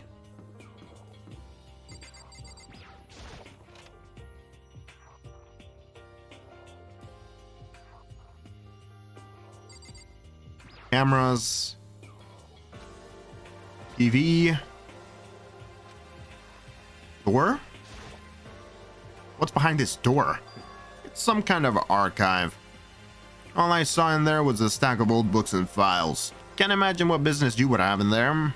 That's true, I don't really have any reason to check it out. A letter? The shelf is covered in dust, but on the shelf is a letter. What's this? Hope's Peak Academy? Indeed. It was buried under a thick layer of dust. Must have been sitting there for quite a while. Well, shall we see what's inside? But we shouldn't read other people's mail without their permission. Is that right? What we shouldn't do is leave this here without finding out what's inside. Okay. I broke the seal on the dusty envelope and pulled out the single sheet of paper I found inside. I unfolded the paper and read what was written there.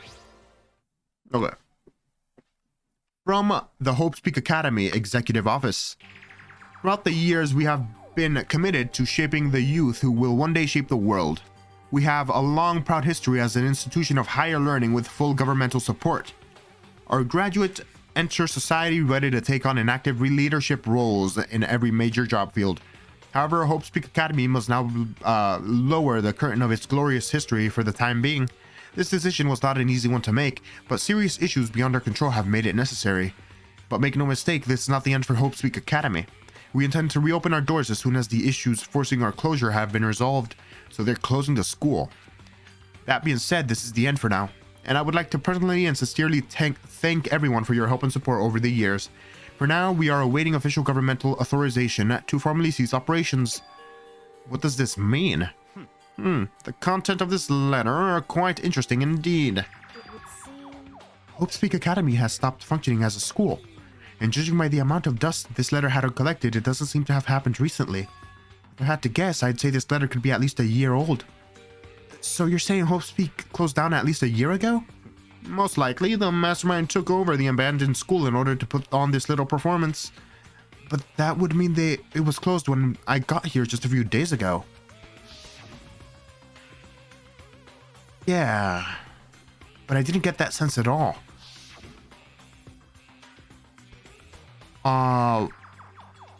We were drugged, right? Were we drugged and then put in like in a coma or something? Plus, if the school had been shut down, don't you think it would have been in all the newspapers and stuff? I mean, you're saying it could have happened over a year ago, right? But before I got here, I looked up stuff online about this school and never saw anything about this. So in other That must have been all part of the mastermind's plan. They lured us all in here.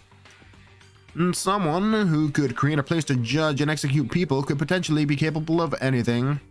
Of course, that's all assuming that this letter is real. However... If it is real, though, that does solve one mystery surrounding the school. The reason there are no other students here could be because the school has already closed down. That would be a nice, simple solution if true. But then, what about this other part? This decision was not an easy one to make, but serious issues beyond our control have made it necessary. But make no mistake, this is not the end for Hope's Peak Academy. We intend to reopen our doors as soon as the issues forcing our closure have been resolved. What do they mean by serious issues? That's apparently why the school had to close. Is there any connection between that and what's happening to us now? No. If the two events are in fact connected, uncovering that connection would be a useful clue on top of figuring out the mastermind's motive. Though I can't really say anymore until we find out more details. So in other words, only the mastermind knows the truth right now. The mastermind's motive, if we can figure out why they would want to imprison us all here, will that be enough to get us out of here? Or... Okay. Interesting new clues. A bookcase. The shelf is packed tight with books, but looking at it, the whole thing is incredibly dusty. Looks like this library's been neglected for a pretty long time. Even though it's a prestigious high school, they've been pretty careless about keeping it nice.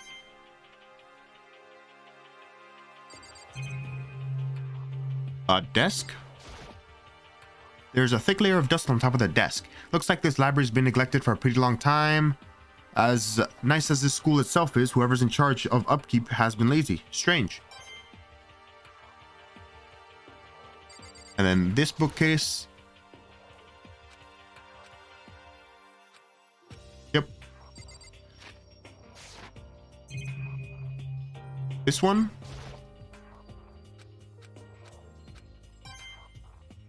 Looking at everything just to get the mono coins.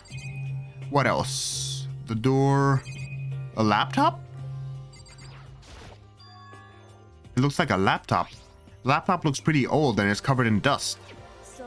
It's broken. I tried pressing the power button earlier, but nothing happened. It's broken, huh? Too bad. I was hoping I could use it to go online and see what's going on in the outside world. If it's broken, there's nothing I can really do about it. Okay. It's remarkably dusty in here, and the lighting is less than ideal. For a library, it's not the kind of place I'd want to do much reading in. I'm absolutely shocked. How come? They have all these books and not one copy of any of my works. Well, yeah, they wouldn't have comics in the library. Plus, most fanfic is just porn drawn by a bunch of amateurs. You just don't get it. Not at all. I do get it. Anyway, with a face like yours, anyone can tell nothing you do is worthwhile. Say whatever you want about me, but never judge a book by its author. Now hear this. Appearances mean nothing at all. What you see before you is nothing more than the rind that contains the meaty pulp of my genius. My creations are what determine my meaning and value. You're so full of it. I'm used to being misunderstood. You think attacks like yours will drop my HP? Those two really worry me. Yeah. Okay, alright. But still, this library is most interesting. Huh? What's interesting about it? Oh, nothing. I was just thinking out loud. You must be pretty happy to have all these books around, huh, Togo? Not particularly. Nothing really caught my attention so far. Indeed, there are a plethora of books, it's true, but the content seems lacking. Where's the comic books? Where's the adult section? Comic books, young adult? That stuff's a waste of time. I've seen you write, Miss Fukawa. Talented as you are, your stuff isn't any more worthwhile. My stories are filled with true love and pure feelings. Don't compare them to the garbage of yours. Your writing doesn't mean anything. It's just a bunch of jumbled up letters. Someone could just burn it all. Should. Oh, the Lady Death protest too much, methinks. I bet you're secretly into boy-on-boy action. Oh, hell yeah. That's probably what she's actually into. Boy-on-boy? I don't care if it's an anime or comics or fanfic or whatever. It's all filth. Throwaway culture that'll be trashed and forgotten in half a decade. Just talking about it makes me sick to my stomach. I feel like I'm gonna throw up. You insulted me and you insulted my honor. Yeah, okay, alright. I'm out of here. My brain cells are gone. Alright, this classroom. Reality isn't everything.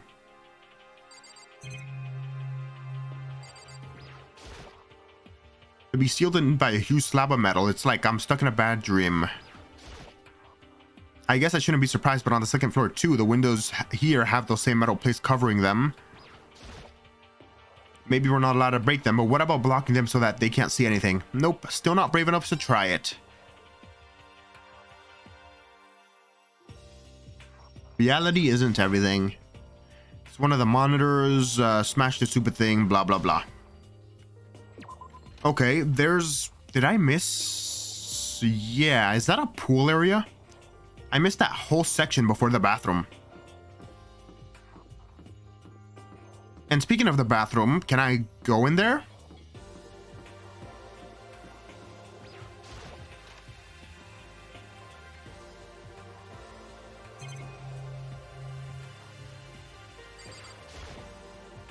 This is where the bathroom cleaning supplies are stored. I don't see anything useful in here. Okay.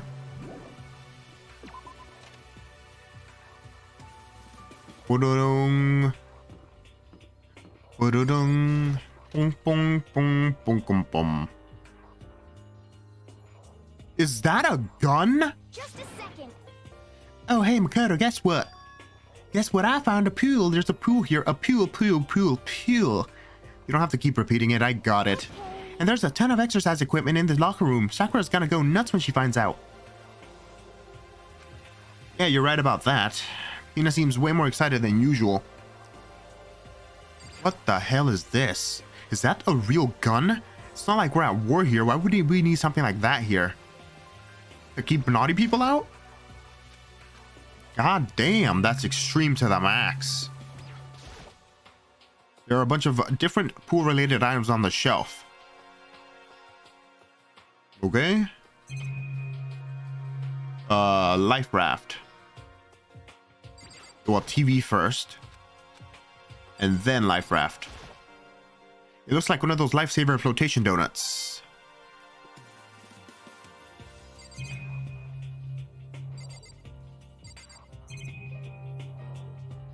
Ease. Is this some kind of card reader? I wonder what it's for. Student handbooks? Hey Chihiro, have you checked out the pool yet? No. I don't like wearing swimsuits. Yeah, you just seem like the type who might not be into that kind of thing. But still, it sounds like the locker rooms here have all the exercise equipment you could ask for. Maybe I'll give it a try. I'd like to try to get a little stronger. You want to get stronger? I have to say, that's kind of unexpected. Yeah. But I'm not even brave enough to step one foot into the locker rooms. Huh? You don't even want to go into the locker room? It's not that I don't want to, it's just... I don't get it. Is she afraid of the locker rooms or something? That's pretty weird phobia, though. Maybe she's just a nervous, shy person that doesn't like other people looking at her. Is this some kind of card reader? I wonder what's for. Yep. Okay, Celeste. The second floor has opened up. The living area has grown and the number of facilities are now available. Whatever else is going on, I must admit, things have been made much more comfortable for us. If the things continue like this, the occasional class trial may not be so bad. Oh my god, stop staring at me like that. You kinky harlot.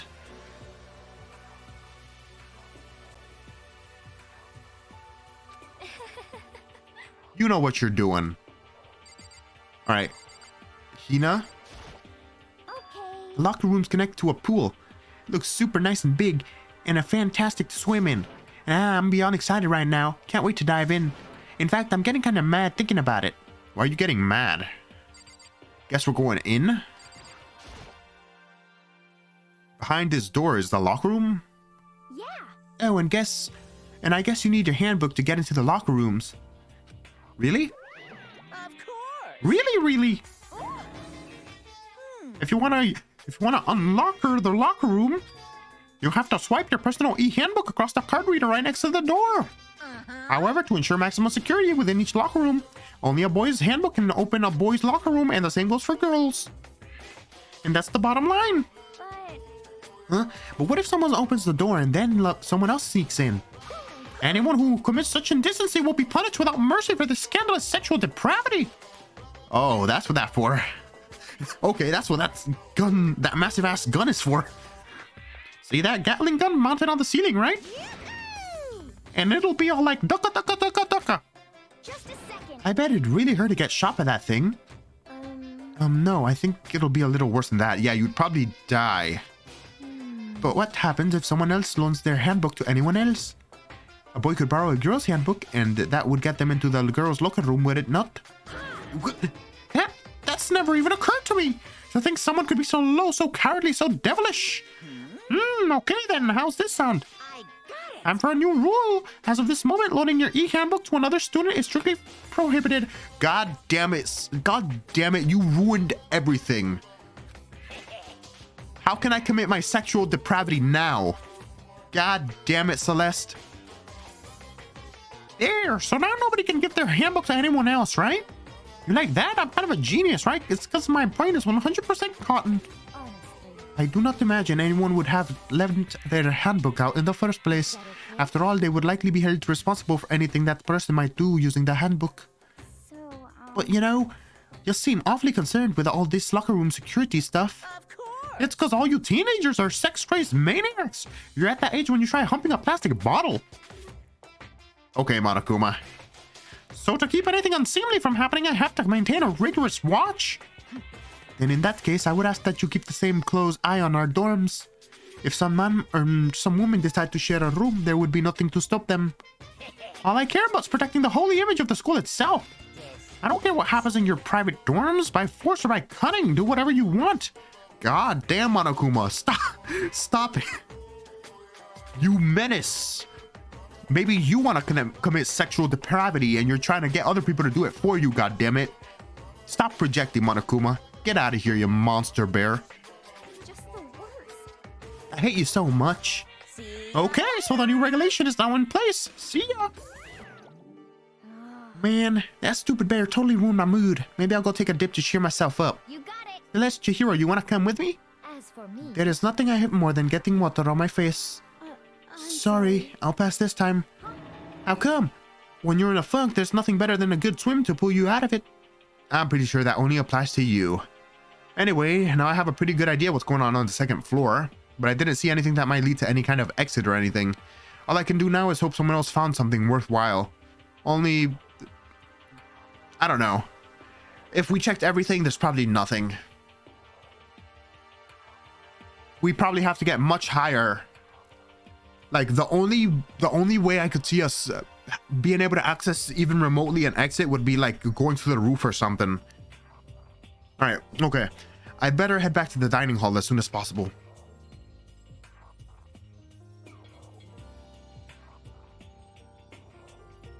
Okay, ladies and gentlemen, how'd it go? Did everyone discover anything interesting? Yes, indeed. There's a library. okay. And a pool, a freaking pool. And locker room filled with exercise equipment. There was not, however, anything resembling an escape route.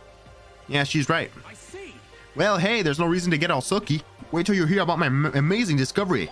The warehouse and the bathhouse on the first floor of the dorms are now open. You hear me? And the warehouse is chock full of food, clothes, whatever you want. There's so much of it, it's insane. So go ahead and stuff yourself to the gills, whatever you feel like. Are you okay with Keep in mind, of course, that going out at nighttime is still prohibited. Please do not forget. Yo, Okay, and what about a fucking way out of here? You find anything like that? Oh, Willem. what? There wasn't anything in the warehouse we could use to get our asses out of here? Nothing? Unfortunately, no.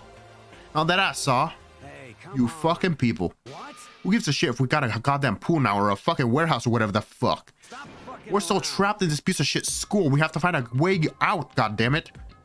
Now, there's no point in taking your anger out on us. Adaptation is key, yes? For now, we must each find a way to enjoy our current situation. You piece of... Whatever you say, you fucking loon. For now, let's just continue our investigation. Let everyone know if you discover something. So then, So, are we done for today? Well, yeah, I guess so. The air seemed suddenly to grow heavy again.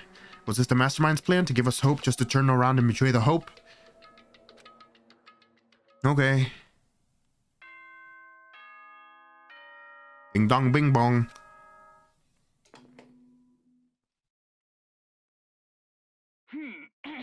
Blah blah blah blah blah blah blah blah blah blah blah blah blah blah blah. Sweet. Shut up, Monokuma. We all promised to not leave our dorms during nighttime. There's not much else to do. I guess I'll just go to bed. Oh great. More Monokuma voice to kill my current voice. Mr. Monokuma, do you have a second? I don't really like myself. I don't really have any kind of skill or hobby I can't say I'm super good at. And my grades are totally average too. My reflexes are okay, not great, not awful. I could get into a decent college where I'd make a few friends, maybe even find a normal girlfriend. Which is exactly why I don't like who I am. I understand that now. My life is just one giant copy-paste. I don't have any imagination. I'm a perfectly fit average cardboard cutout. See what I mean, right, Mr. Monokuma? What the hell is this? What is this? Oh my god, these Monokuma theaters are hurting my voice and my head. Good morning. Get ready to grow. Oh, I wanted to let you know that your e-handbooks have been updated. Oh? New regulations have been added, so please take a look and enjoy your school life more than ever before. Is it the ones we were talking about yesterday? The new rule has been added to the regulations, mind you. You must be referring to yesterday. The loaning your e-handbook to another student is strictly prohibited. But right now, I need to hurry up and head to breakfast. Do I have to? Can I go to the Monokuma store? Can I?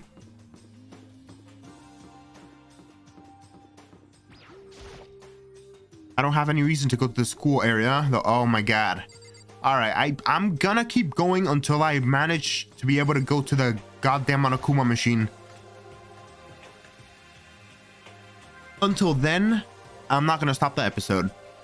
Hey, Makoto. Morning, Makoto. Good morning. Is everyone already here? Nope. Still waiting on Byakuya and Taka. Byakuya is no surprise, but it's strange Taka's not here yet. Knowing Taka, I imagine he's still trying to get the King of Tardiness up and out of his bed. I'm sure they'll be here soon enough. Just be patient. Let's see. I don't mind waiting for them, but there is one problem. Which is? I am thirsty. Hey, come on. How the hell is that a problem? Hifumi, would you make me some tea? Huh? Milk tea, if you please. Make it yourself, bitch. Well, Why me? let's see. Your roundish figure reminds me of the owner of a coffee shop I used to frequent. That's your reason? This is fine. I can feel my throat drying out quickly. Please. Okay. Apparently unable to refuse Celeste's order, Hifumi shoked his way into the kitchen. And a few minutes later... Thank you for waiting. Hifumi reappeared with a tray in hand and a gentle aroma growing stronger as he approached. Finally. You could have made some for the rest of us, you know? There's no way to think about I this emphatically with decline. common You're not sense my and type at play. all. It's all about the law of causality. Basic instinct, act and react. Damn. Well then, if you don't mind. A small smile played across her lips as she held the teacup delicately in her hands. Oh, Wait. She cocked her head to the side and threw the cup as hard as she could at the wall. What the fuck? Asshole? what? What the? Hey, what are you doing, my little white rabbit? I hate this kind of tea. I don't understand. Yes, indeed. Imagine we are at the coffee shop, just any normal everyday cafe. I sit down and I order some tea. They asked me, would you like lemon or milk? Now further imagine that I reply, yes, I would like some milk tea, please. In this case, along with my tea, they may bring me a small container of milk, yes? But this is not for me. I am amongst those who prefer the milk to be part of the process from the outset. The fragrance is just so overwhelmingly sweet that way. Adding milk or lemon right before you drink is like dousing your fries in ketchup. Mere condiments. Whenever looking for a cafe, I first review their menu to see if it offers proper style of milk tea. And I cannot acknowledge any milk tea that does not add milk during the brewing process. Okay. If I had to describe our shared reaction to what we just heard, I'd have to go with wide-eyed bewilderment. Yeah, I would be too, like...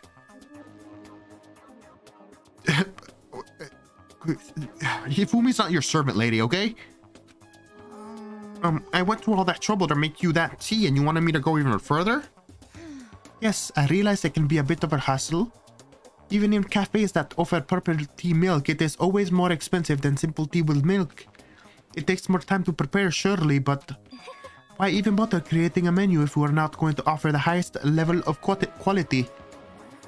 Well, we don't actually have a menu. You little bitch. What the fuck? That does not matter. Hurry up and bring me what I asked for, swine. Oh my god, dominatrix Celeste. Kinky. Okay, you little piggy will bring it right out. I do so love coercion. You were like a totally different person just now. Yeah, shit, you really went psycho there. Oh my god, psycho. They say don't put your dick in psycho, but I'm just saying.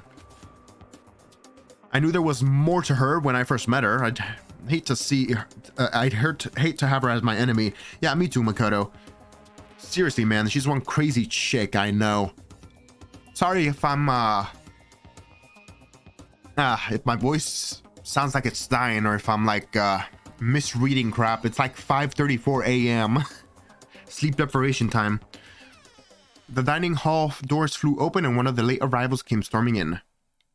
But bad news, everyone. There is a mystery afoot. Huh? Oh, what happened, Jude? It would seem Byakuya refuses to leave his room. I stood there pressing his doorbell over and over, but he never showed himself. Okay? Maybe he just wasn't there. I think maybe. I'd like to think so, but I'm worried something might have happened to him.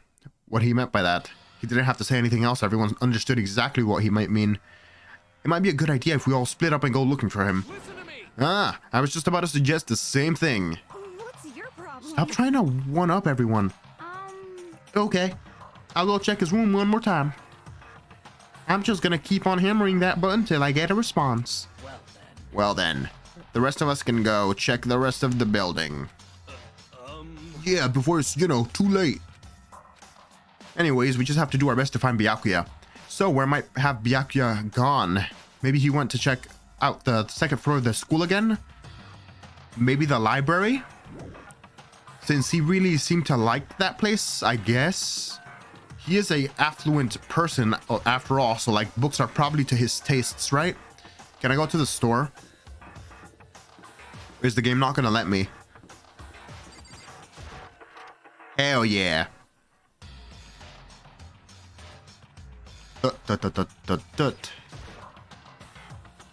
Okay, I can try the mono machine. All right, not right now, maybe next time. So let us system save and overwrite. Save and overwrite.